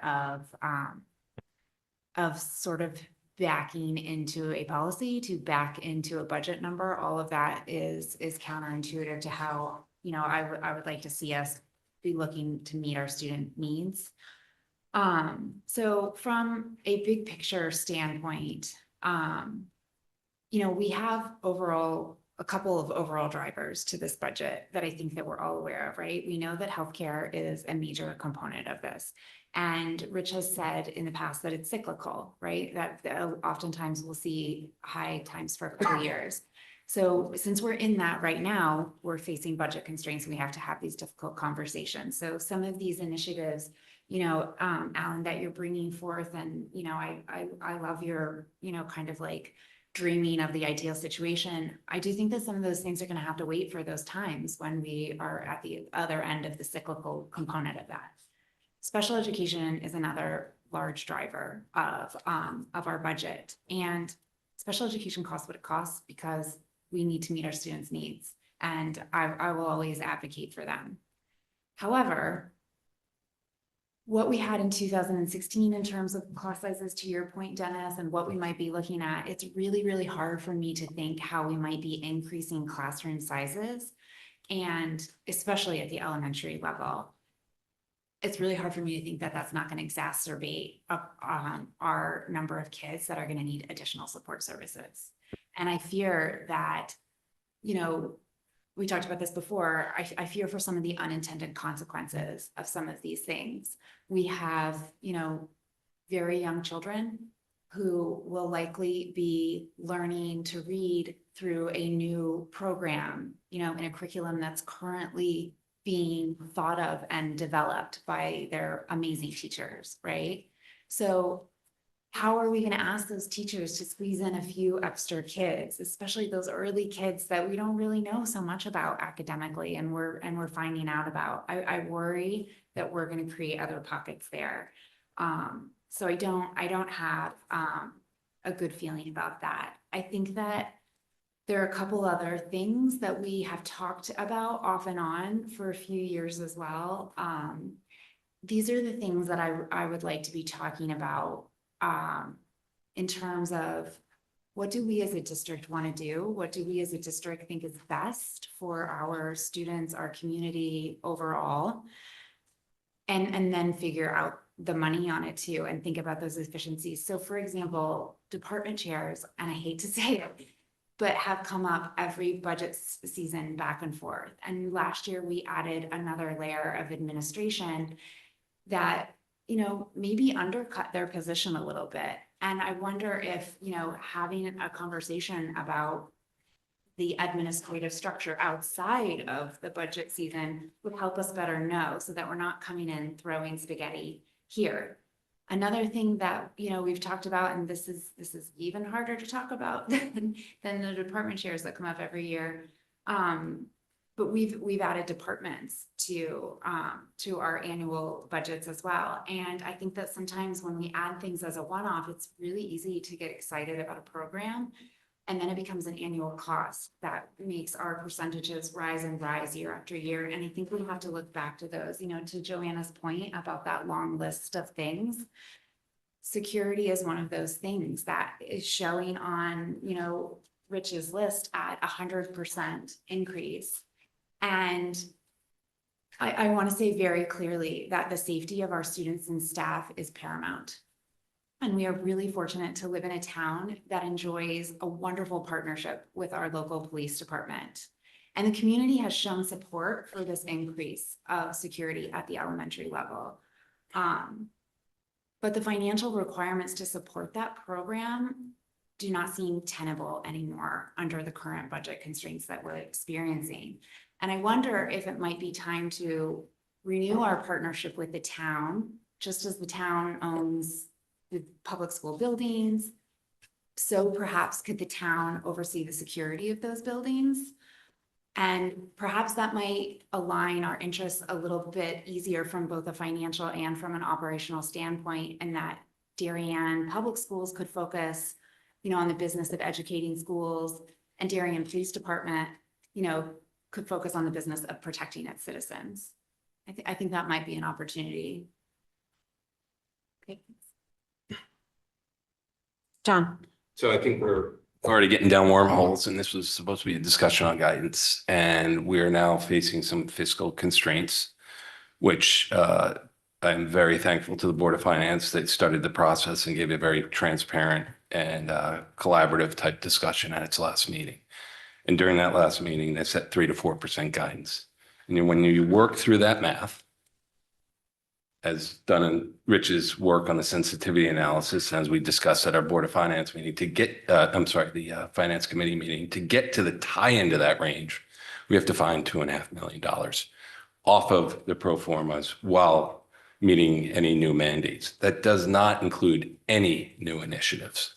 So instead of spending tonight trying to figure out what the priorities of the administration are, I think tonight's discussion should be whether or not we give guidance.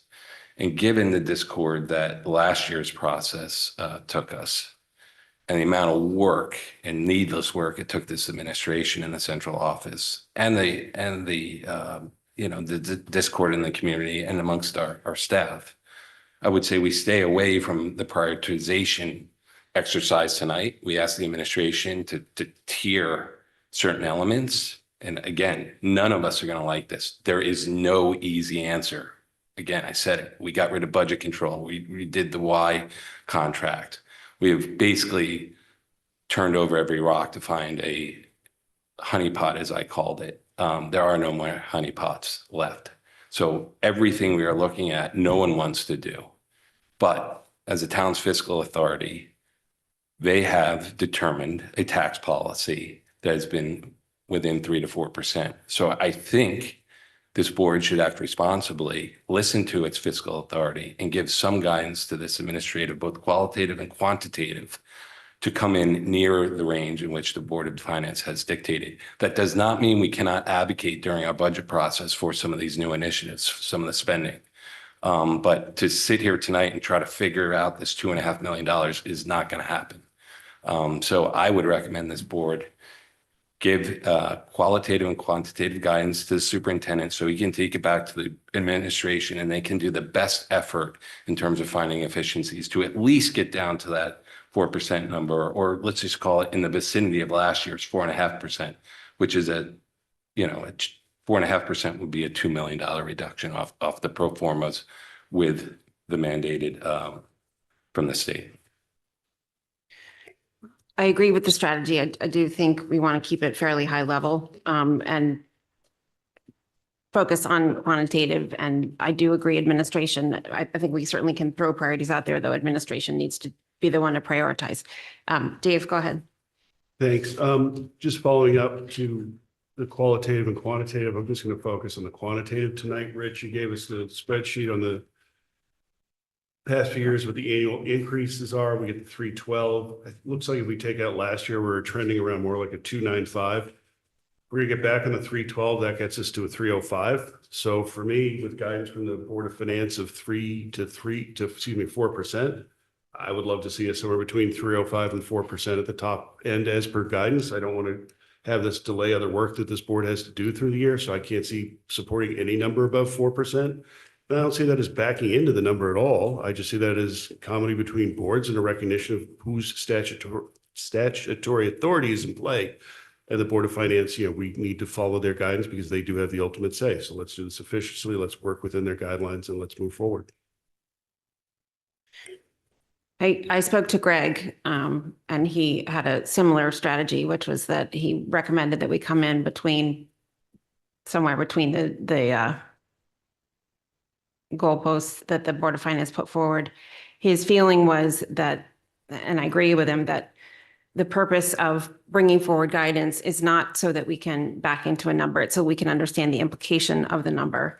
And if the number puts us at a place that we feel isn't sustainable to us educationally or for any other reason, then we have a responsibility to bring that forward and advocate for that difference. So I think the purpose of providing guidance tonight is simply to give a starting point to the discussion. I'm fairly comfortable with coming in around or below last year, at least as a starting point, although I think that we need to be prepared to defend coming down within the range at any given point. Last year's budget with empty bodies and it was hard to defend. This year, I think we need to be able to squeeze every possible drop out of it. So I would say that we start at or around where we were last year and come down from there. Robin. I just given the fiscal constraints that we have, and again, I want to avoid the process that we did have last year where we voted on something and then it was rejected and then we had to spend the next 2 or 3 months trying to do something that we didn't anticipate. So I agree we need to take the fiscal responsibility, which is also part of the Board of Ed's mandate to come up with a budget. And I agree with John and Jill, I mean, all of you, that none of this is going to be easy given the magnitude of the rising costs. And I want to also just highlight that if you look at not the percentage increases, but the actual dollar increases over the past 6 years, the first highest cost is the healthcare and benefits.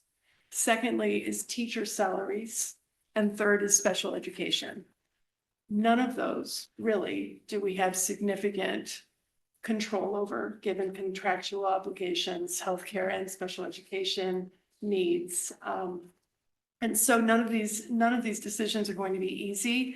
But what I would say is that I would want to start with the areas where we do have high dollars and highest growth, because if we're going to get to the amount of numbers in terms of a cut, essentially, which is what we're looking at here, we're not going to get there if we're taking $50,000 here and $100,000 there from student-facing clubs.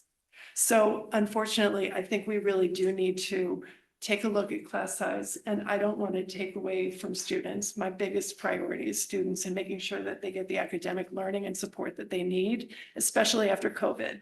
So that's a huge priority.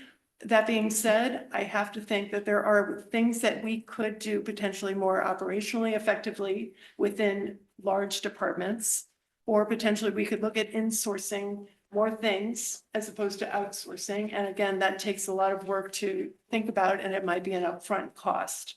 But I think we also have to evaluate things like that as well. State mandates. I'd like to think that we could trim down and continue to do that work where we can slim down things that might not make as much sense for Darien and for our students. And I understand that there's state mandates, but there are costs that we have incurred over the past several years that I think we spent maybe more than what we needed to. So I think we should look at that. I would like to stay away from the really student facing kinds of things, and because the students coming out of COVID and in the name of mental health need to have the ability to have extracurricular activities and social activities where they can benefit from the non-academic parts of high school and that experience. So I think we need to be a little bit careful about that. Again, I mean, none of this is going to be easy, but I think we should probably start with where we were last year at 4.7 or whatever we came in last year, and at least to have an outline for Alan and the team to kind of come up with something. And then if we have to cut beyond that, then we'll have to do that. But again, our number one priority, well, it's fiscal, but it's also meeting student needs. And so I want to make sure that we're being responsible in that. And if the needs, and we can't get there, then we'll have to have a tough conversation. But those are my thoughts. Dave? Just a follow-up question, if I may. Given the process last year, Robin, if we look to do 4.7 and the cap of our guidance is 4, how do you see that being an efficient I process? think I'm not the only one on this table who is saying that. So there are 4 of us who've mentioned. Well, that. I think where I go from there is I think fundamentally we have to be prepared to understand anything to a 4 or below. And so while we might say to Alan, this is your starting point, I think we need to understand the implications of going all the way down to a 4 or even a 3.5. Or a 3. Or a 3. I'm just thinking, like, the point was made earlier about going back and having a couple month process and then coming back Yeah. and doing it again. My thought is if we start above the cap, how do we not wind up going through that process again? Well, we'd have Jill, to I don't approve above the know if cap. you can hear me. This is Sarah. I don't know if you pop can see in. me. So I think, in listening to the Board of Finance's conversation, their guidance was 3 to 4, but it was said, if my understanding is correct, that if there is a need to go above that we just need to defend why we need to improve, why we need to go above that 4. So I will echo the around what last year's was. I also think that while, adjusting class size policy is uncomfortable, I do think it's something that we necessarily need to do so that we can either put the conversation to bed or move forward with different guidelines. So I would like to make a motion to have the policy subcommittee look into 6510 in the class size. I'll second that. I hope that opens it for debate.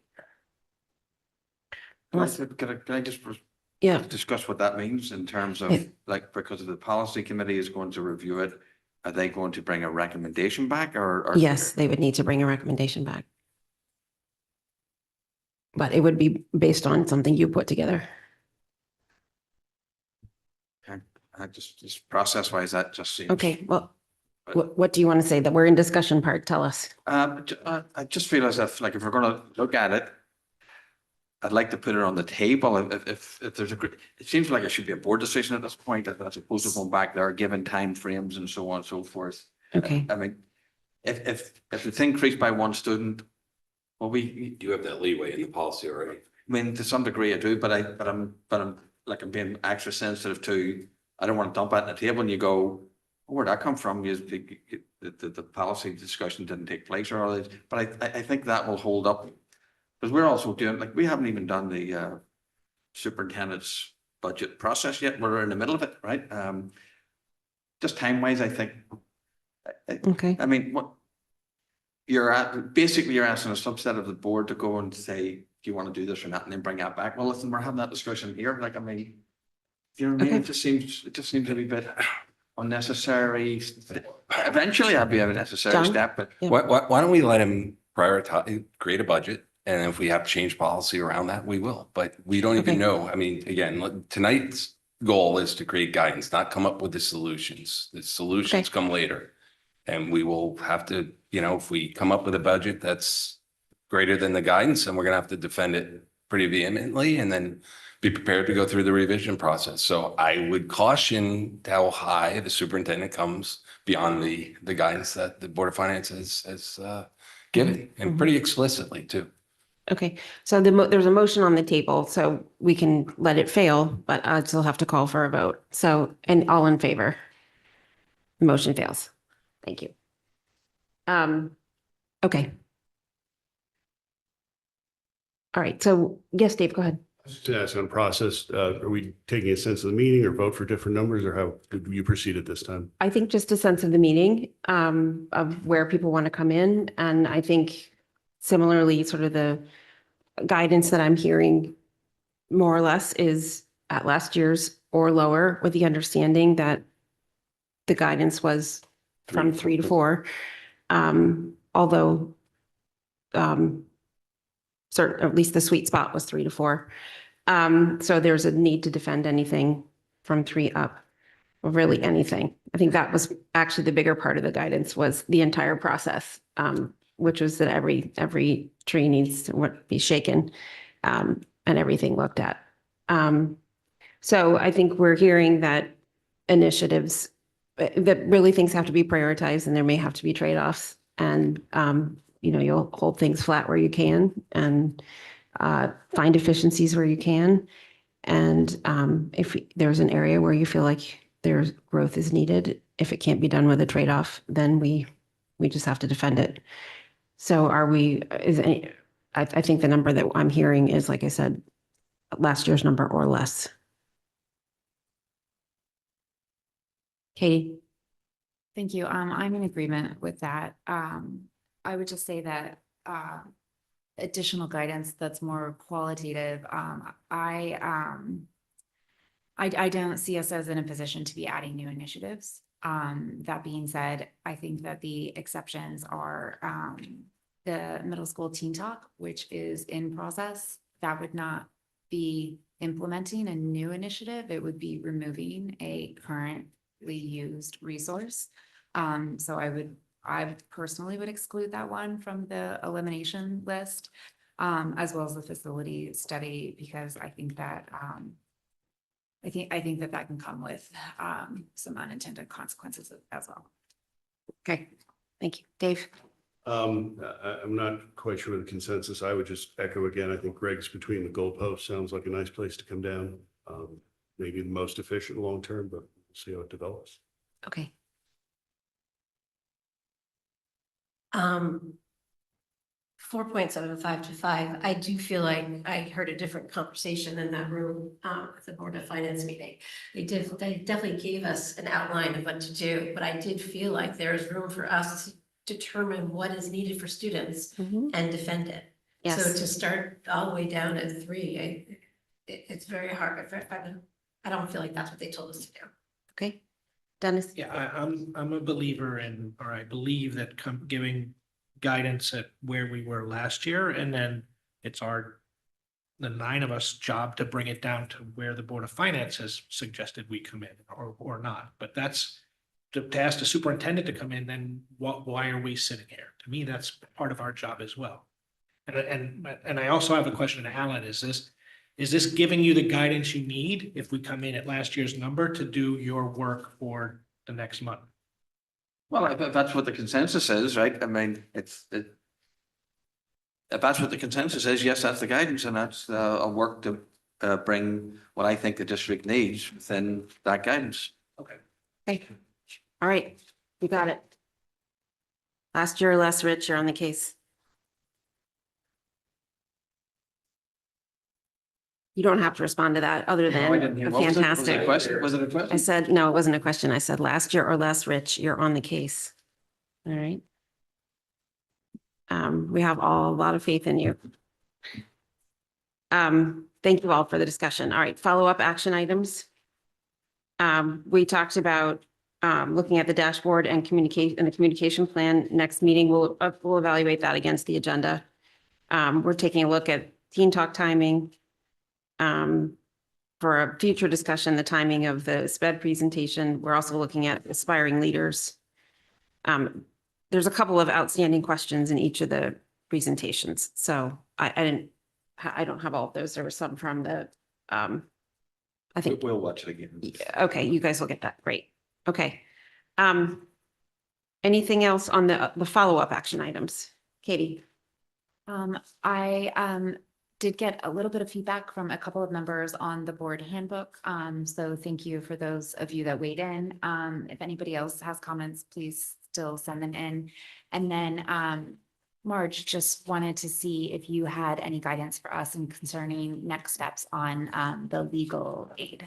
Nope, Shipman has it and they're reviewing it. If there were any substantive changes, just let me know, or if they're in that link that I shared. Yeah, I think that the specific guidance that we were looking for from them was the kind of missing element. So that was the main thing. And then you'll just reach out and let us know when we can, when they have something for us. Yep. Okay, perfect. Thank you so much. Do we have a sense of that timeline, March? No, but I'll remind them. Okay, thank you. All right, that I'll move to public comment. Thank you all. Good evening. If anyone in person or online would like to participate in public comment, please approach the podium or use the raised hand icon and wait to be recognized. Once recognized, please state your name and address for the record and note that you have up to 3 minutes to comment. I'm gonna do public comment again. A lot of complicated things. It seems like new members of the board don't understand that the Board of Education is not subject to the Board of Finance. It's actually independent and it's supposed to report to the state. That is it. Now, please check on the responsibility of the board because that's the way it is. At the point that the Board of Education can even sue the Board of Finance to demand the budget. That's the way it works. Now, it's very problematic that there is not, I don't know if I have a miss because obviously I don't understand half of what is spoken, but there is not a whole lot of programs, new added programs to the kids, to the, to new times. Now regarding the board of the special needs, I'm very supportive to special needs. I'm very, very supportive. Every day I feel very blessed. My kids have friends that are special needs. I am very close to moms with special needs. I have never met a special needs in town that would be good to work in a store. Never. Not one of them. I tell you one thing further. I couldn't write until I was in second grade for whatever reason. And I was the valedictorian of my school when I graduated in high school. But I couldn't write my name in first grade. Now,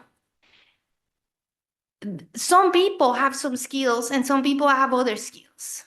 Honestly, special needs skills are not customer service. In general, it isn't, So that we are going to spend a fortune on educating kids that have special needs. And then now we are going to add a program for them after they graduate to work in a retail store? No. What about if we explore what are those kids good for? Because I know a business in town that has been for 2 years trying to find a photographer and has not found one.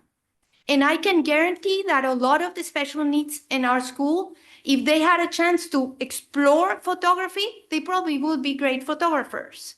My point is, why don't we explore what the kids with special needs want to do?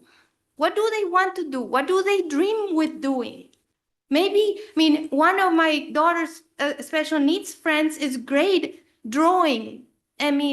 What about if we find a job for her that is great drawing, or he dreams with drawing, or something that is consistent with Thank you what for your they're good time. at? Just a point of information for the board. We're actually a dual agency. We get our authority from the state to enact certain part of the statute. That's why we have line item veto, because it is our responsibility to take the educational priorities that are set forward from the state and apply the dollars to our own budget. But we get our taxes from the municipal base. So that's what makes us a dual agency. We get a fiscal appropriation from our town, but we get our authority on educational pieces from the state. There is a gap there. We do have pieces of our budget that are non-educational, so there is there's a odd relationship statutorily between the Board of Finance and the fiscal authority and us, where they can write us a letter and recommend that we make certain changes, like to our health insurance. And if we don't like it, we just write them a letter back. But that's actually the structure of the board, just for the record. Okay, with that, may I have a motion to adjourn? Yeah, anybody else? Oh, sorry, anyone on? We have no raised hands at this time. Okay, motion to adjourn. Dave, seconded by.